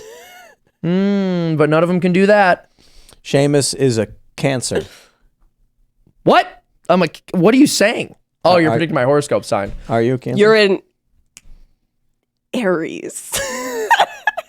That's actually true. Yeah. Actually? She actually got me on that. Yeah. An Aries? All women are witches. That's now I actually agree with that. I do. Oh agree. yeah, No, totally. your birthday's in March, isn't it? Yeah. Oh, I should have known that. Our birthdays are pretty similar. Yeah, and Aries are evil, so you know. That was that's fairly right. obvious. No, so and Pisces are all good. Yeah, that's exactly it. There's science behind this. Well, let me That's explain why the it's science for you, used. Seamus. So, your first life in this universe is as an Aries. Okay. Your next life is what's after Aries? Cancer? No, Is in either heaven or hell. That's where my next life is, buddy. Cancer's after Gemini. Gemini. Okay, so like it's you every life you live, you start as an Aries and then you work your way down the each sign, and your last life is a Pisces. Who told you that? Some 17-year-old girl at a coffee shop who had a bunch of beads on. What if you're like, well, I'm not kidding. That's actually what I heard. I thought you were gonna say like, well, I went to Catholic school. No, I was at a cafe and some hippie chick told me that. You went to cafe school? Cafe school. Yep. I'm not speaking seriously about it. That's what I was told. That's they what were I like, was told. that's what I was told. That means it's true. Excuse me. I was told by a hippie chick it was true. Okay. A woman with bangs told me. A woman with bangs. She wore round Harry Potter glasses and had bangs. I'll tell you a story, though. I'll tell you a story. When I was 16, I was at a coffee shop, and there was this guy who used to do tarot card readings for everybody. Oh, my And they, gosh. knew him, and he was, some older dude. And I was playing an open mic night or something, and then someone asked me if I ever had my reading done or whatever, and I said no. And they were no, like, I'm trying to go to heaven. They were like, do you want to do it? Here's what happened. He gives me the deck and says, shuffle the cards. And so that's how you do it. I shuffle them up, hand them back. He then cuts the cards. Boy. He then drew them out in a pyramid from 1 to 4. And it was like all swords, all of one suit in the tarot card deck. And he went, oh my God. And I was like, what is it? And he's like, you are going to do whatever you want to do. Oh. That literally said, he said, you're going to do whatever you want to do. And then I was like, what does that mean? He was like, whatever you want will happen. That's so vague. Whatever, telling me that I will get whatever I wanted. Oh, well, if you're saying you're going to do, And he drew one card, then 2, then 3, and it was like one sword. I it was kind of crazy. absolutely believe in witchcraft. I absolutely believe in the spiritual realm. And I all think that it's kind of real. stuff. I agree too. I think it's a mixture. I but- think Oh, yeah. I think 98% of the time it's just BS and a person playing tricks and doing cold reading. Yeah. I think maybe 2% of them maybe actually do have some contact with the demonic You're right. reality that gives them heightened information. You're right, but I think there is some kind of magic. I don't think it's like Harry Potter going woo-hoo, and then a beam of light comes out. No. I think that It's like stealing somebody's hair like a weird pervert and then tying it up with a dead bird. And no, I just and think then just I think doing it's your little more, I think incantations. it's more rudimentary than that. I think people's influence and will can impact the universe in ways that people don't quite understand. That is to say, there is something beyond us that we can't perceive of that we're connected to. Yeah. That our desires and passions and will has an influence over. I guess I would have to know more specifically what you mean by that. He's talking about manifesting. Yeah, because I don't No. I certainly don't believe in from manifesting. Yeah. women Not The girl whisperer. I don't think manifesting. I think that the idea of manifesting something implies that existence What about isn't manifesting real your until you destiny? observe it, which I disagree with. Well, isn't that guy telling you with the swords you can manifest whatever you want through your mind? What that basically I'll put it this way. I believe that everybody has some kind of access to something beyond us to varying degrees. Some people have let's call it a third eye. It's not the easiest way to explain what I see in my mind, but it's the easiest way for the average person to understand what I'm kind of trying to say. Let's say that you have a third eye that is very strong and pronounced in your mind that connects you very deeply to the spiritual. You likely will understand God. You will, in your mind, you'll be like, it's just, of course there's a God. If you have a very, very tiny pea-sized little itty-bitty third eye, you're going to be like, I'm a wet robot and there's nothing beyond my existence. And you know that's what I mean? why they put the stuff in our water. That's right. That actually they want is you the to be a conspiracy gay theory. frog. It They calcifies calcify your pineal Absolutely. gland. Right, exactly. Apple cider vinegar, y'all. I believe so. I believe that to strip I wouldn't you call away this a from God. question of your third eye, but I do think that, God gives us graces. It's very mysterious. I believe God gives everyone all the graces they need to be saved. However, it's clear he gives some people more graces than others, and there's a mystery in that. When you pray for something, is it a request? I suppose so. You could say it's that way. yeah. That's If you what pray I'm for referring to when I say something, yeah. magic, right? I think prayer is real. Yeah. And I think that, I was reading about studies where people who are prayed for in hospitals tend to do better. Is that? I don't know if that's true. I mean, I read it on the internet, so it must be, right? Yeah. But I was reading that there could be a lot of factors. There could be the very secular if you have a support network of people who care about you, who are literally telling you they want you to live, you will fight. And if you don't have that, you will die. But I do believe that, I think prayer in however you want to describe it, has some kind of impact. I believe there's something bigger than us. They need to do a controlled randomized trial where they tell everyone they're praying for them and they only pray for half of them. And then they see Yes, go to a church congregation and say, don't really pray for this guy. only pray for half of them. But Only that pray would for half be of making them. a request to God to sacrifice the person. No, you because- just wouldn't be making you just would not be praying for those Yes, people. They but would only give you, so here's God what you do. understands what you're doing. No, here's what you do. Here's what you do. You go to the hospital, you get a bunch of pictures and profiles of people. There's 100 people. You shuffle the deck. You just discard 50 of them. Then the other 50 you give to a congregation and say, pray for these 50 people. and then you see who fares better. And my point is, God knows what you did. No, of course he does. No, I know he does. Diabolical. Yeah, God's not going to be like, you got me. I guess these ones have to die. The point isn't to fool God. The point is just that you see the difference between what happens when you pray for some people and don't pray for other people. That's all. It's like, I'm just saying we need randomized clinical trials. God is in heaven or whatever, and then he's like going over his files, and he's like, I got these 50 requests to save these people. All right, let's save them. These other 50 got thrown in the garbage, so I'm gonna ignore them. But no, it's not the. It's just like, I guess you did tell them they were being prayed for, yeah. Or what if you just don't tell any of them that they're being prayed for, and then you just pray for half of them? Then it's ethical. But hold on. Now are we agreeing that it's not ethical to not pray for people? But this is my point. My point is, whether you call it prayer or something else, I believe that humans do have a connection to something beyond, greater than them, for sure, that may or may not have influence in reality. I don't think it's such a thing as I pray to be rich and then all of a sudden you're rich. I think you can pray for something and then the world can move in subtle ways to inch you in the right direction. Do you inch someone towards like betterment? So then you're not a deist, right? You would say that you're a theist because you believe God interferes in the universe currently. He didn't just create it and then step back. Yeah, I believe that God has an active role. Okay, but it's probably it's not as pronounced as someone who believes that God is actively watching over. I think it's more like my view is probably closer to, in my minuscule and microscopic human brain, that God is actively paying attention, but on a scale so vast, this moment in time is probably not as relevant to God as it is to us.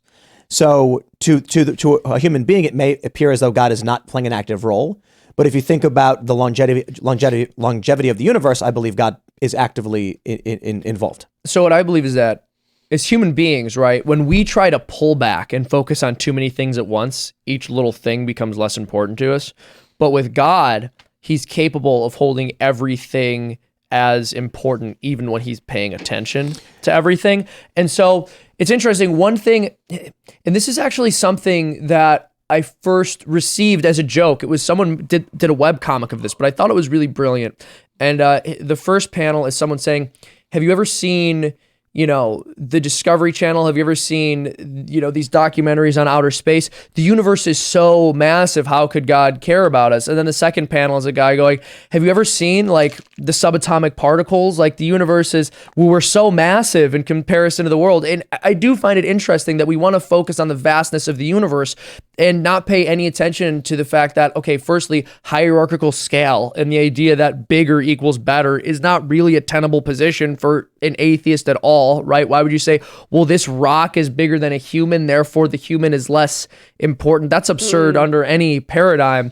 But I don't know how like an atheist can justify hierarchical scale at all, just like they can't justify any hierarchy. But here's my main point with it, is that I think it's clear that God pays attention to even the most minute details. Look at how intricately designed the universe is at the level of the subatomic. Seamus, could God microwave a burrito so hot I know what you're doing. that he himself could not eat it? I have an answer to this question. I do too. The answer is yes. So, I have a slightly different answer. This comes from that old riddle. Could God create a stone so heavy he himself could not lift it? I like the stone one. I like the stone one better. So, what a stone so heavy that an omnipotent God can't lift it is a logical contradiction, right? So what you're asking is, could God do this impossibility, right? Could God do this nothing? Well, we believe for God, nothing is impossible. And that is a nothing. Like a stone so heavy God couldn't lift it is a nothing. It's nothing. It's a logical contradiction. The answer is yes. But God doesn't could create exist. a stone so heavy he could not lift it. The reason is the rock exists within the confines of a universe that functions upon rules God himself created. So that means what you're actually saying is, could God create a system in which he follows his own rules? The answer is, of course he could. Well, the reality is the stone so heavy that God can't lift it is, some argue, the human heart. But that's not exactly. I mean, God has chosen to give us free will and the ability to make our own decisions. If he wanted, he could intervene however he chose. This is a very, very, I think, childish view asking that question. Yeah, I would agree. Could God create a stone so heavy that he couldn't lift it? Yeah, I think it's a silly question. But the answer is yes. Well, I God can disagree do with the anything. answer. Well, but a stone so heavy that God can't lift it. You're saying he can do anything, but that's not a thing. It's a logical contradiction. It's not. Listen, if God says, I hereby create a system of rules, 1 + 1 = 2, could God then create a mathematical formula where 1 + 1 = 3? Oh no, yeah, God. Yes, he would have to change the rules. God has created. So what I think we do agree on here is that God has created an ordered universe, Right. And he has set up certain confines, and he's told us the ways in which he plans to behave, and he's always the same. So we can trust that word. The question is, could God create the illogical? Yes, God can. I don't think God's that makes sense as a quick, because I don't think it's in his nature. There's this question of can, and there's this question of would. Like, what is in God's nature? I'm not saying he would do it. So nature is not material. I'm just saying I believe God, all powerful, could choose things beyond our comprehension. And it's like our view of time is very linear and it's and very simple. Yeah. The human. Let's try it this way. An anthill next to a superhighway. Yeah. Those ants don't even know the highway exists. No idea. For a human to even begin to comprehend the motivations or capabilities of God it's like you're just not going to be able to do it. Yeah. So imagine an ant to be like, could a car drive so fast that it would go off the highway? It's like you don't even understand the first thing about cars. Or like, actually, the ant would ask the question in its own perspective. Could a car lift a grain of sand and then transport it 10,000 miles? That's insane. It's impossible. Well, you don't even understand. So at bottom, I think I agree with what you're saying. That it's a logically absurd question. It doesn't make sense. But my point is, an ant asking a question that is so minuscule and beneath us, it's like, do you think that the gods could carry sand? It's Could you make big rock? Listen, It's like, the ant carries 1 grain of sand. I can carry millions of grains of sand in one bag. That's beyond the ant's comprehension and wouldn't even ask the question. Well, I think at the heart of the question is, can God do something that's logically impossible? But my point is that yes, God, because logic is the confine of a human brain. But here's what I disagree with. So all right, there's a sense in which that's true. I think there are certain things which are true and real, but are beyond human reason. So I would agree with you that I think there are certain things that are real and true, but that are beyond human reason. For example, the Trinity. For example, the Eucharist. For example, God being like all just and also all merciful. There are just things that the human brain can't comprehend, even though they're true.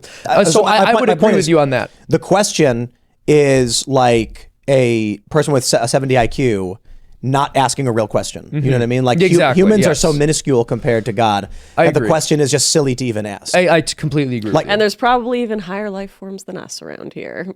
Oh yeah, I mean, like, do you think so? Ants think can't aliens or I don't think maybe even angels. I think there are angels. Yeah, angels be ancient real. apocalypse style, like an older humanity that still exists here and controls things. Yeah. Oh my gosh. Do you Well, think have you played the Zero Dawn games? Horizon? No, I haven't. Spoilers.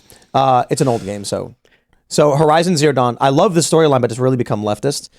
Zero Dawn, the first game, came out in like 2016. You are this tribal woman, and there are these robot machine dinosaurs and animals, and you fight them and strip them of parts and make a bow and arrow. And then it's like, what a weird world. And then it turns out the story is such. You discover this throughout the game. It's a really awesome narrative. In 2065, the CEO of a military contractor developed self-replicating war machines. He wanted them to be unhackable. He wanted to create a security force that would replenish itself through biomass as fuel and construct more of themselves. Unfortunately, one small group at a security company they were effectively locked out of this battalion of robots, who then started their protocol: reproduction, consumption. They could not brute force their way in. They didn't have the means of doing it. The machines then spread to the point where they were like, in 15 months, they will have destroyed civilization. So 2 projects were created: the Zero Dawn Project and the Far Zenith Project. Zero Dawn was to create a bunch of underground terraforming facilities so that after Earth was destroyed completely and biomass was stripped, they could brute force over 100 years the robots to shut them down and then re-terraform Earth, clone humans, and then those cloned humans would repopulate. Far Zenith wanted to escape Earth and colonize another planet.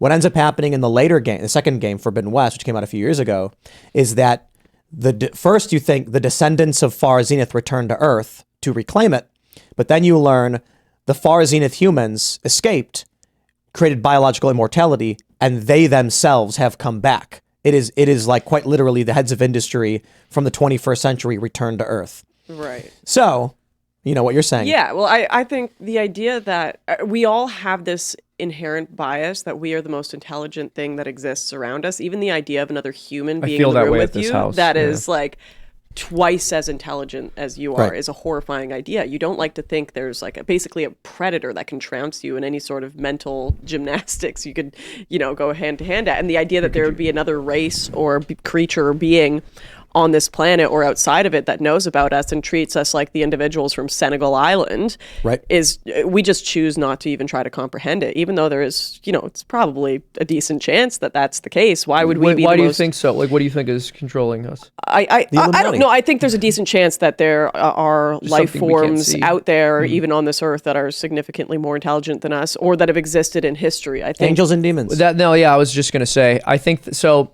I mean, they're immaterial, right? But basically, the devil has a plan, and demons tempt people to certain sins. We tempt ourselves to certain sins just by our own fallen nature. But people don't realize is every time you give into your own vices, you are working into that master plan. Well, think of this. What about like whales? Whales have far more complex brains than us for relationships. And the way that they can communicate over vast distances, very complex language we just don't understand it yet. But what if they never wanted to create Twitter? Because Twitter messed us up. Maybe that's them being more intelligent than us. Yeah, I don't think so. Look, ultimately, whales are stupid, and we should make them into oil. That's how I feel about it. Because we are more intelligent. I think we should turn them into whale oil. I think if we really want to, I mean, everyone's talking about non-renewable energy sources. If we had whale farms, we could make whale oil a renewable energy source. Maybe they should have invented Twitter, and we wouldn't be eating them. Well, now they're going to organize after hearing this podcast. They're like, oh, hell no. No, they can't hear this podcast because they didn't make Twitter. How do you know that? They're idiots. How do you know that? They can hear you. Whales. Lauren, I didn't mean it. I got one for you. Listen, Lauren, I'll just say this. Here's what's happening. A ship was launched from Earth to colonize the Sirius system. Okay. There's a Class M planet, a planet that is very Earth-like. It can support life. The first thing we did was we sent a biological bomb to that planet, which releases a bunch of plant life, bacteria, another thing. Over the next several decades, it starts to become very Earth-like. We then send another ship, but it takes decades to get there. So we can't send people. They will die on this ship. So what we do is the ship has ectogenic chambers that can clone humans. Once it gets about 20 years of travel away from this planet, it starts creating humans. These babies are plugged into the metaverse.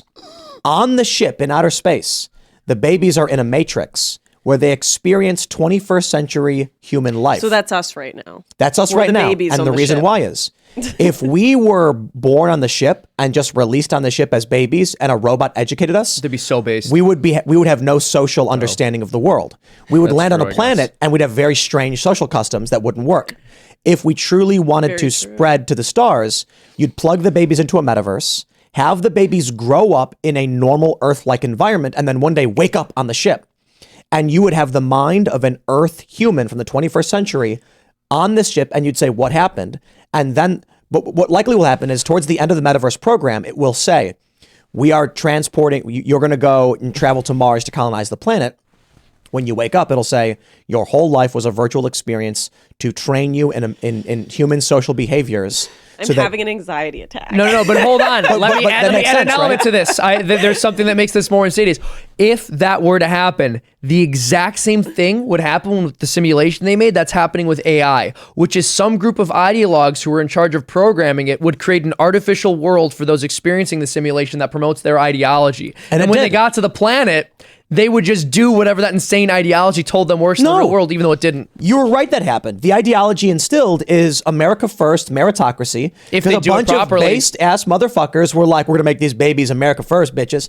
And that's us. And so the ship's going to land, and we're going to wake up with no leftists, and we're going to be like, we're going to walk outside, and there's going to be a bunch of American flags just everywhere. Already on the planet? Already on the planet. How'd it get there? Because they set the ship in advance. And so we're going to be like, what is this? I'm sorry. And then you're going to see this military-ass hologram hologram guy being like, listen up, welcome to New America, America 2.0, let's go. The whole planet's called New America. And then all of a sudden, this thing's gonna burst from the ship.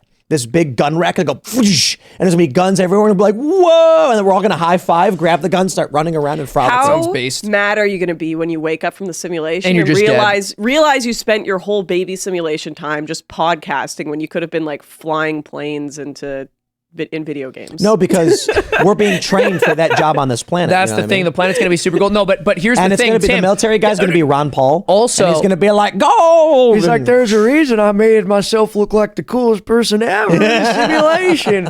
So I would also add this. So some people would be like awakened or formed and then placed into the simulation 20 years before the ship lands. But you'd need some elderly people. So some people would start 80 years before the ship Right. lands. And you'd have different people at different age groups. And All then when they waking got up. there, they'd be like, I had to spend 80 years And in the here's simulation. the best part. Wait, I got it. When we land, we're like, what happened? And there's like a computer screen like pops out of the floor, and it's like, you were all in a virtual experience training you for this moment as we colonize a new world. Now, here is your leader. And we walk outside, and Elon Musk is there by himself, and he's like, hey, how's it going, everybody? And everyone is like, we love Elon Musk because, you know, he did all these awesome things in the virtual world. No, I'd be so pissed. I'd be super pissed. Just like, if I'd be like, I'm on I was that literally in baby is Plato's about to cave. get violent on that ship if it wakes up from this simulation. But you're not a baby when you wake up. You're whole You'll grown wake up. up. That's even worse. You'll wake up as you. They aged you up. They in the aged simulation. me. They didn't while I'm age stuck you in up. a simulation. Your body You is in spent the 20 pod for years 30 years growing, eating and your bugs. mind is being trained in VR. That's But I right. have people that are meaningful to me. I'm doing this They're active there. listening where They're I all just there. fully accept ideas as real. You wake up and there's your mom and your There's your- dad, and your- you're like, what happened? Wait, but they were Except in the those who simulation died, too? except for the people who died when you were. yeah, they get in your recycled memory. into mush, and then, wow. So Based. listen, the ship starts creating humans, right? Yes. And those babies their brains are in a VR to train them in how would you train a baby to live on a new planet with no social customs? Just tell them You to be a basically man. program them by having them live a life in VR, and then all different ages. You will wake up as yourself, and you'll be like, "Where am I?" But what actually happened is towards the end of the simulation, Elon Musk, like in a week from now, Elon's gonna be like, "Lauren, I've got to send you to Mars. It's the only way to save the world." And you'll be like, yes, Elon, yes. And then you'll wake up on the ship thinking you're arriving there. In reality, you're waking up from the simulation. No, you wake up and There it's is Trump, dude. no way It's not I'd Elon. ever get on a ship to Mars. You couldn't pay. I would never go to space. I'll never get in a submarine. That is not where humans No, belong. you don't get a choice though. You don't Above, get a choice below, as a baby. No, I'm staying on land. No, I don't think you understand the nature. I don't think you understand the nature of your enslavement. You're literally brought onto this ship, Created. without your consent. You're created owned as a by the child. corporation. This is stressing me out. Give me another conspiracy theory to fully accept as reality right now. You're gonna wake up from the pod and you're gonna be wearing like a white jumpsuit and you're gonna be like, what's happening? And then a guy's gonna walk up and go, 76239 March. And you'll be like, my name's Lauren. Whack. And then you're like, ah! And then a guy sticks you the cattle prod and be like, quiet, slave, the corporation it's owns like you. The Island. Yeah. Have you watched I The never done Island? seen The No, Island. it's With so Scarlett good. Johansson? Yeah, where they create all these cloned people so that celebrities can have, organs. I've heard of that. Yeah. And then they try to escape because they find a butterfly or something and realize that the apocalypse hasn't happened. And Wow. Yeah, That's, they're told the apocalypse happened and that they can go to like the island when you win, and then there's like who's it, Michael Clark Duncan Oh, yeah. or whatever. So he's like, they've got I won, and then they bring he's leaving and smiling, and then the next scene is him getting his organs removed. He's like, ah! Yeah, While they he's say still there's alive? one Yeah. That's so island rude. that's still livable on the planet, and they do a lottery every day. It's the Celebrity lottery to get your organs removed. But they don't know that celebrities get themselves cloned. but why do they need organs every day? What are these celebrities doing? Drugs. Oh yeah. When Ewan McGregor meets his character, he's like, I sleep around and do a lot of drugs all the time, so now I need a new liver. Wow. And that's you and your whole life.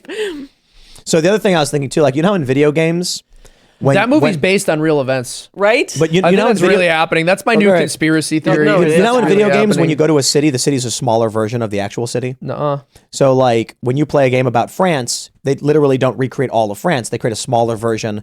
And so for example, in Fallout 3, you can run from Washington, D.C. to Bethesda, Maryland in like 3 minutes, which is ridiculous. It would be like a Depends day on how in walk. shape you are. No, I could probably. But so imagine then if we're not in base reality, how big France must really be. oh, Like our fake version of Earth is actually a much smaller version of what Earth actually is. Like New York has 50 million people in it, and it's like, 3,000 square miles. As is, yeah. Oh my god. And then they were like, well, we couldn't make all New York. We made a condensed video game version of it, and that's what we're living in. What if the simulation's actually so expansive and complex that they're able to make New York much bigger than it is in real life? Because in actual reality, no one would ever choose to live there. I think it'll be funny when like one day Seamus wakes up and he's like a rabbit.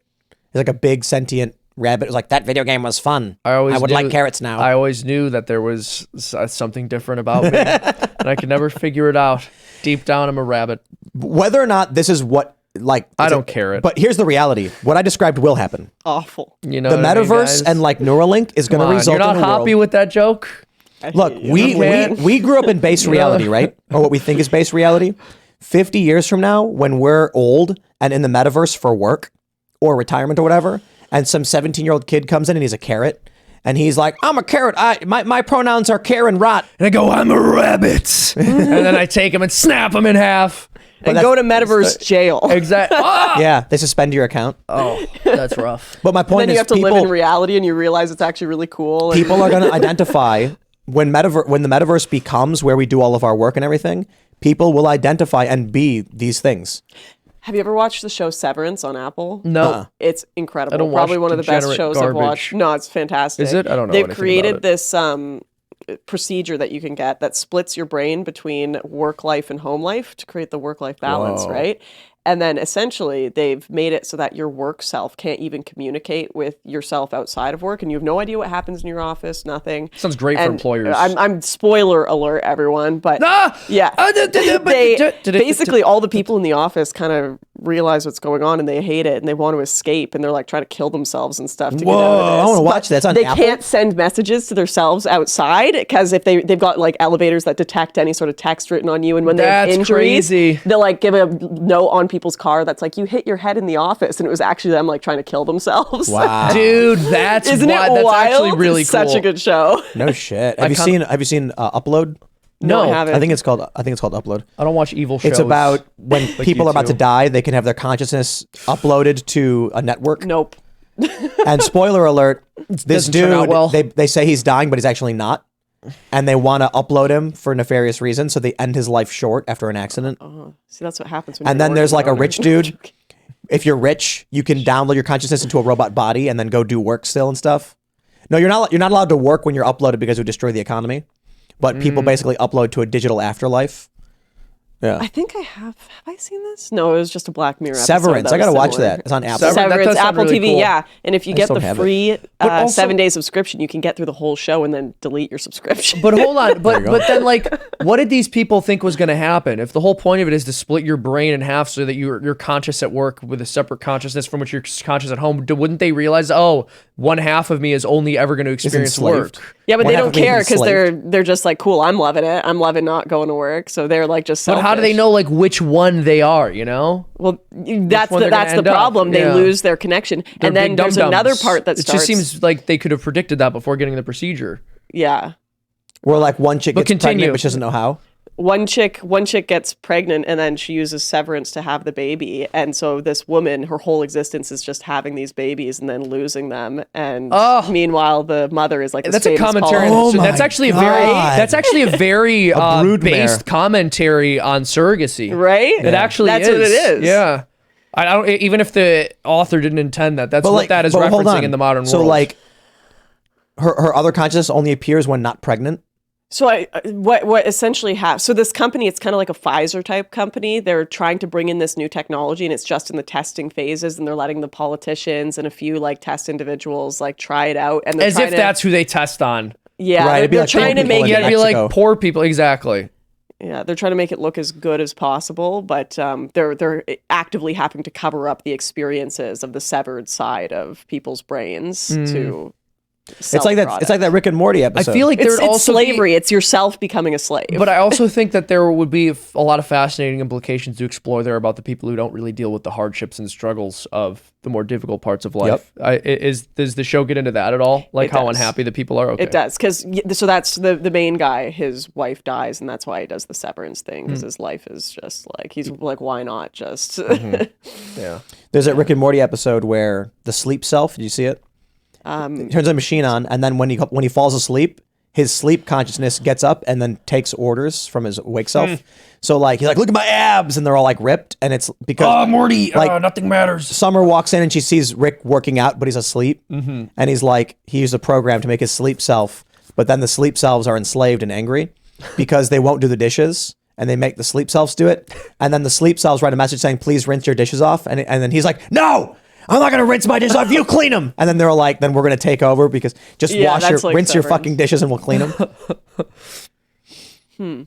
But yeah, I mean, I got to watch that show. That sounds pretty good. Yeah, you're gonna love it. Yeah, It's that actually great. does sound like a really cool But the show. problem is they ended on like the biggest cliffhanger ever, and I don't think the next one's coming out till the end of this year.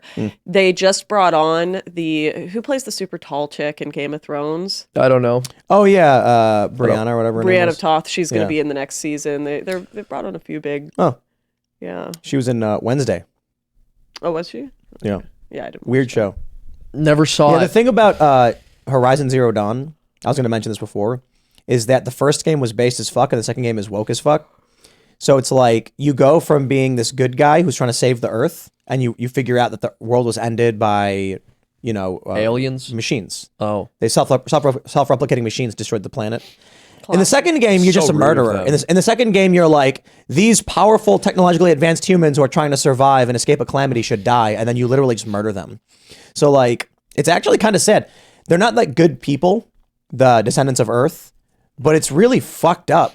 In the new expansion that just came out, I don't want to spoil it because it literally just came out, but the game is basically, the main character is told, one of these people from original Earth are alive, and she goes, I'll go kill him. And that's just it for like, you don't know the guy, you don't know what he's doing. She's just like, better kill him. And I'm like, that's very fucked up. And then it turns out she's gay. So I don't know. The whole thing. What?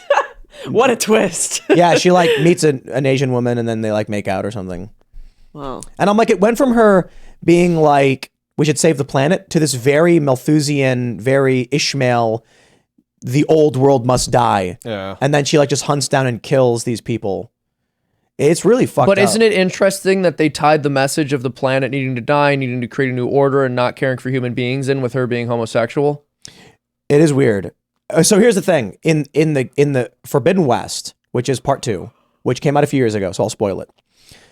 You find out that like you're trying to find something called the Gaia kernel, which is an AI that can restart the terraforming process because Earth is in a state of decay because it's being rebooted or whatever.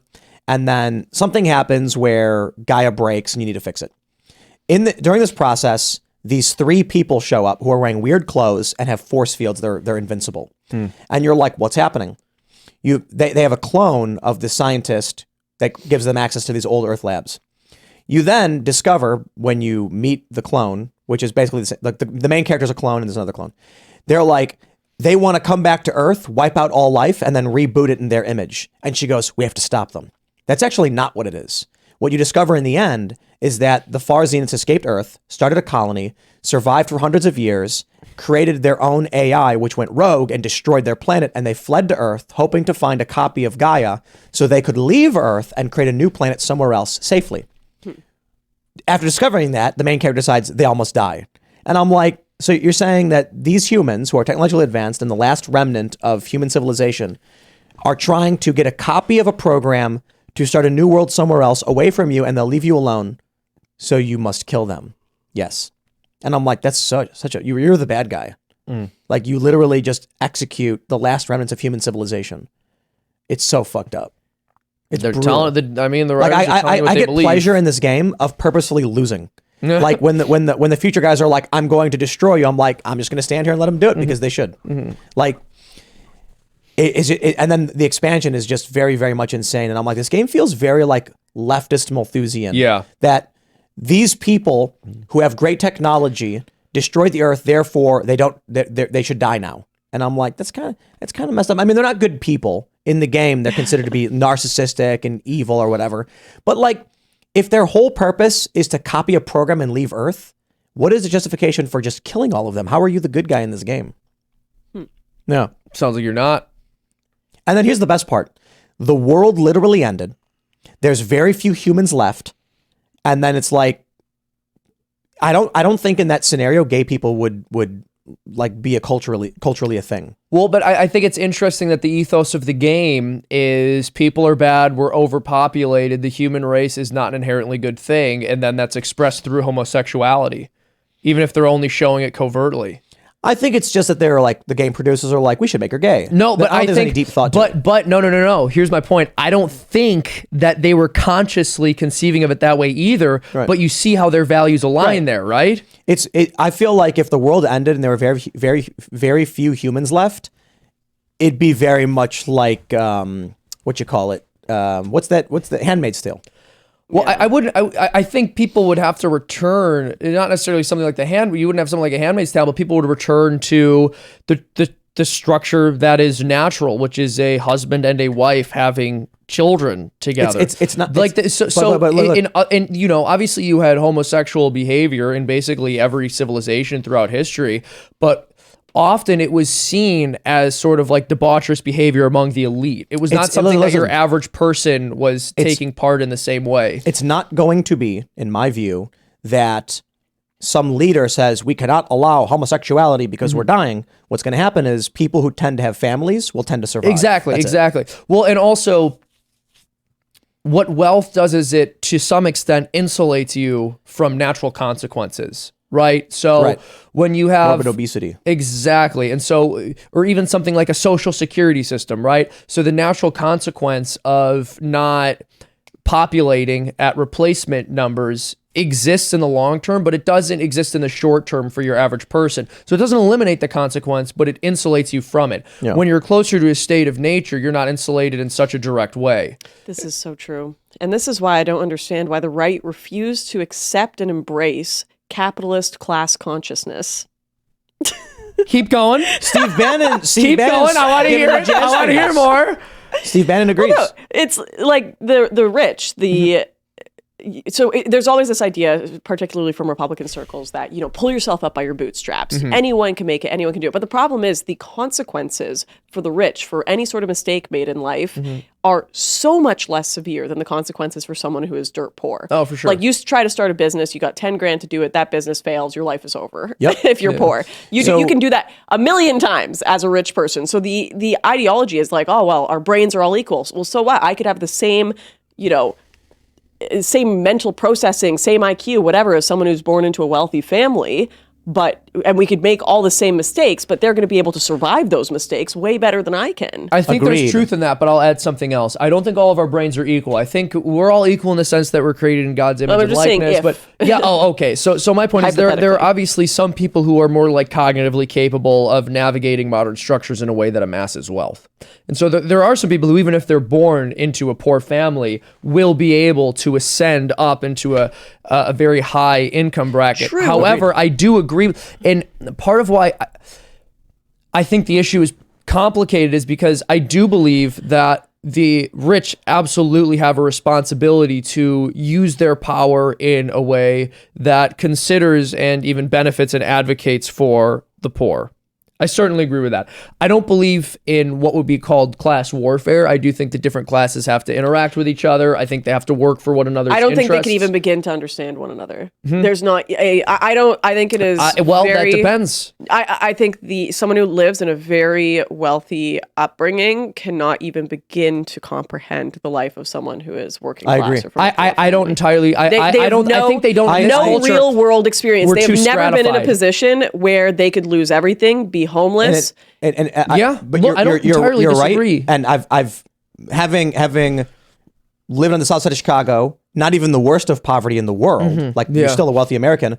And then growing up around an increase, like from Chicago to the suburbs to the universities, the people that I'd hang out with. I have some friends who are so wealthy. They once said to me, "Hey, we're going to Switzerland for the weekend. Do you want to come?" And I was like, "Are you buying me a ticket?" And they're like, "Well, just come." And I'm like, I can't just come unless you pay for me. And they literally can't comprehend that. They're like, well, we're all going. No, I think that's true. And they would say things like, "Did you get the new video game?" And I'd be like, "Well, I mean, maybe I can get it in 2 weeks. You know, I get my paycheck." And they're like, "Just get it now. We'll play." And I'm like, I don't have money. Yeah. No, I totally understand all of that. However, there are a lot of to use a very cringeworthy term, lived experiences that we can't understand that other people do. That doesn't mean we can't collaborate with them. So right now, one of the massive issues that we're facing as a culture is we're increasingly stratified. And historically, wealthy people, middle class people, and poor people would have the same religious beliefs, oftentimes attending the same church. Yep. And so they were on the same team culturally, religiously, in terms of the common goals of the nation. They were collaborating with one another. And then a wealthy person could be open to and more capable of hearing the concerns of the poor. What you'll see is that among the wealthy, it's very intellectually fashionable for them to fancy themselves heroes of the working class, as those who care about the lower classes, but they never interact with them. And I'm saying if they did, they could actually do genuine good for them, even though I agree with you, they don't understand. Like there is just a different level. We do have to wrap up because we're way over, but I want to end with one final thought on this. Being wealthy is a choice. What? Yeah, it's a choice. So the issue is, first, do you have the mental capability to make the choice? And then, do you have the willpower and the understanding? I'll give you a really simple example. There's a show called The Real Hustle. Great show. A guy, they go and they buy a $10 bottle of Jergens, and then he buys $10 worth of small little bottles, puts the Jergens in it, and sells each bottle for $100. I know people who make $300,000, $400,000 a year working 1 day a year. You know why? They do sales, but the sales they choose to do is among people who are wealthy. How did they get to that position? They went to a wealthy club. It was a woman, schmoozed up some wealthy people and got in their circle just by being friends, and then facilitated a sale that nets $300,000 a year. So when I say choice, here's what I mean. Yeah, if being wealthy was a choice, everyone would choose to be wealthy. Not everyone has those social skills, those connections, the place they were born. Like what? I'm intentionally being hyperbolic. The point is, the difference between being wealthy and not is not like that you have to invent the greatest thing in the world or start a multi-million-dollar business or be a movie star. It's quite literally that you take a two-cent piece of copper, hit it with a hammer, and then walk up to a millionaire and say it costs 10 grand, and they give you 10 grand. It's mostly about. Careful, this is going to get clipped as some podcast financial advice. I'm not going to give you financial advice, but I am telling you, when I have traveled down the route that I have chosen to travel, and it resulted in starting with little money and then making my way up to lots of money. And throughout my life, I have met people who are poor, and they were poor due to their own fault. Wasting money, burning money, and doing dumb things. Tim, I've known you since I was 20 years old. We traveled a lot when we were younger. You are one of the hardest workers I know. Not everyone has your brain. You have a very, very unique brain. And that's why I said the first thing is do you have the ability? Do you have the brain to do it? But let's just be real. And also the life circumstances. There are things that could have happened to you that would make this all impossible. When I was a teenager, there was this dude who we were hanging out with in the south side of Chicago, and somebody was selling pot. And he was like, what the fuck are you selling dope for? You're dumb. And he was like, well, I was like, I got to make money. He's like, how much money are you making? And he's like, I don't know, a couple $100 a week. And he's like, man, I sell t-shirts. I make more money than you. You know what I do? I walk past the venue and I see the band that's playing. I go on their website. I call them and say, do you guys have merch? They say, no. I say, I'm going to make t-shirts for you. I'm going to sell them and I'm going to give you 20%. He's like, dude, I go to a t-shirt shop. I say, here's the picture of the shirt. I make $2 grand per week. They get paid money. I get paid money and I didn't go to jail for it. And he was like, how hard was it to do any of that? And he's like, well, I don't know. I was like, I don't know how to do any of that. My point is like, you have a choice when you're younger to look at someone who's doing something like that.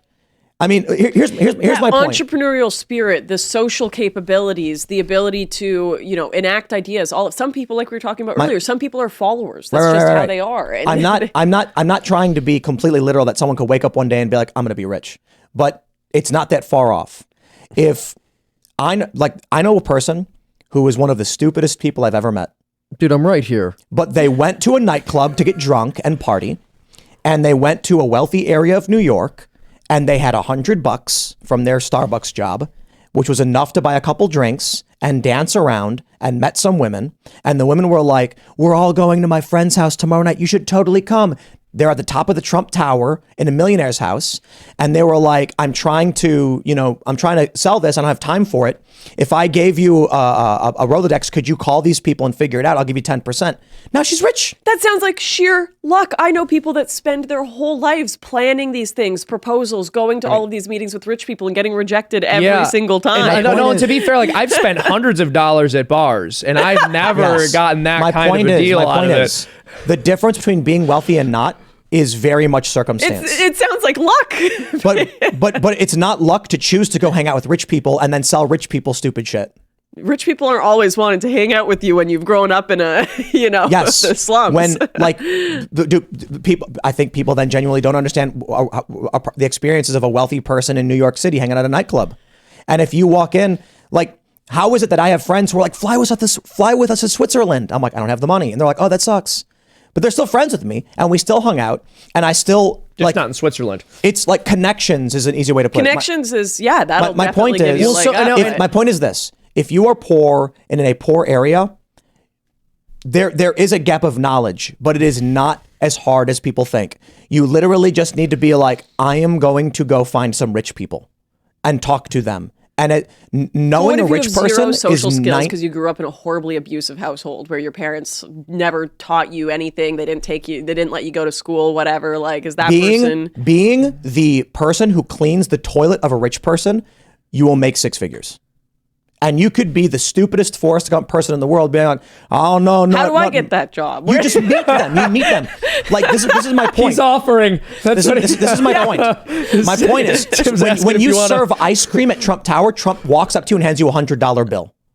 He comes down and says, "Hey everybody, thanks for working for him," and he hands out hundreds. He does that all the time. The person serving ice cream at Trump Tower makes more money than a person serving ice cream at Starbucks. That's it. I'm looking up how much someone who works at Trump Tower is making. My point is very simply this. If you buy $20 worth of Jergens and put them in little designer bottles, you can make $100,000 a year. The point is, in America, some people may not know these things. And for some people, it's circumstance. But the reason I'm saying it's a choice is obviously to be a little hyperbolic and to rustle up some feathers. But it's that the gap between being rich and poor is not as big a leap as people think. So the average salary at Trump, this is just what Google's saying, so it must be true. It's like $50K. Now imagine being a concierge at a Motel 6. Server is starting at $28K. And then my point is, do you think these people, including their salaries, Trump better be coming by a lot and he does. Those undies. but my point is this: if you're a server at Barney's in Nebraska or a server at Trump Tower, who's making more money? By simple proximity, you are getting more. I've actually seen like this new trend start with young women where they're trying to like find jobs that you can work in order to start dating rich men. Yeah. Like work at the golf course, work at, a high class restaurant. Caddies. Work at all these places. Where's my 9-iron? An interesting response that was like, you're just going to be the temporary muse of some rich man and then he's going to go marry someone within his own Let me put it this way. If you do you work, think so? I feel like for rich Vice, men kind of don't care. I think rich women care about. If you worked for Vice, or BuzzFeed, you're getting paid like $60,000 a year to do what? Nothing. That's my point. That there are people who train really, really hard and are like, I do an honest living, I'm a plumber, I'm making X amount of dollars. And it's like, yeah. And that kid who showed up one day and said, don't know, don't care, is being given four or five times as much money as you by simple proximity. So what I'm trying to say is, when I say choice, I'm saying proximity. I'm saying that you could decide to go and seek out wealthy individuals and try and befriend them. And you would be surprised. A lot of these people are really, really dumb and undeserving of what they have relative to you. True. This is my point. A plumber who works really hard deserves more money than a BuzzFeed writer. Why does the BuzzFeed writer have more money? They simply said, I'm not going to be a plumber. I'm going to go work for BuzzFeed and I just get more money. Here's the problem. Not everyone can work in the bullshit economy. Like, you're right. People can hustle their way into it, but some people have to do the real work that earns the bullshit economy. So, and this is I think that's also true. That's also true. But my point ultimately is, if you ever go to a wealthy nightclub and hang out with these people, you'll find many of them have money and shouldn't, but it's like they inherited it or they started a business because they're connections. Like for me to start a business is a lot easier because I have money than it would be for a working class person. But if a person came to work for me, they would get paid probably double what they would get paid for at your average corporation. This is that's not because I'm a communist or something like that. It's just because we have the means to pay and we are a higher economic standard of a business. Not going to lie, this is kind of based advice. All right, listen, you living in a trailer park out there, find Nepo babies at clubs and siphon all of their money from them. But you be friends with people. Like networking is half the battle. Oh my gosh. Yeah. Simply put, if you sell lotion at the mall, you will make $10 an hour. If you sell lotion in Beverly Hills, you will make $1,000 an hour. True. For no other reason than rich people give you the money. That's the choice I'm talking about. That if you panhandle in Beverly Hills, you may or may not make more money. If you panhandle in a trailer park, you make no money. Yeah. By simply walking, I'll tell you this. You want to be rich? Go to Chicago. Sit down on State and Jackson or whatever. I don't know. What's an intersection? I don't know. State and Jackson. And take a Folgers tin, sit on the ground up against a wall, write a sign that says, "I have nothing, please understand," and fall asleep. This is not and you will financial wake advice. up in 2 hours with $300. It's not financial advice. My point, I'm making a point. I have seen people do this. Go wait outside a YouTuber's house like Mr. Beast. That's not going to get. I mean, Sleep outside yes. Mr. Beast's house with your coffee tin. You're like, If you go to Mr. Beast's neighborhood, you are more likely to be handed $10,000 than if true. you don't. That's why this is what I'm talking about. When I learned how people make money in this country, it's simply by being around money. I'm like, you just need to choose to do it. You need to say, today, I'm in a poor neighborhood. I'm going to go panhandle in the rich neighborhood, making that simple of a choice. Not everybody understands that, but that's the simple nature of the choice. Instead of selling lotion at the mall, sell lotion in Beverly Hills. Now you're rich. It's crazy to me that I see hippie ladies that will like buy beads at Hobby Lobby for $5 and then go sell it in a wealthy neighborhood and make $300,000 a year. I'm like, wow, these people are rich because rich people just buy this thing. It's the same thing. Make your market the wealthier person. Okay, but anyway, we're way over time, so I'll wrap it up. Sorry. Good debate. No, that's me. I'm ranting. So, Lauren, you want to shout anything out?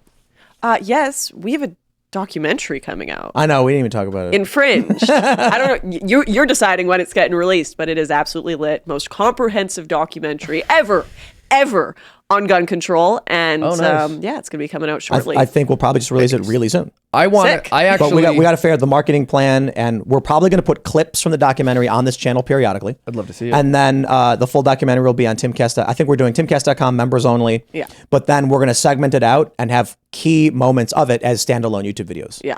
And everyone gets to see it except you, actually. Oh, Yeah, cool. like we've actually made it so that if you log in as Seamus, that it's just not there. It's like a location ban, but anywhere you are.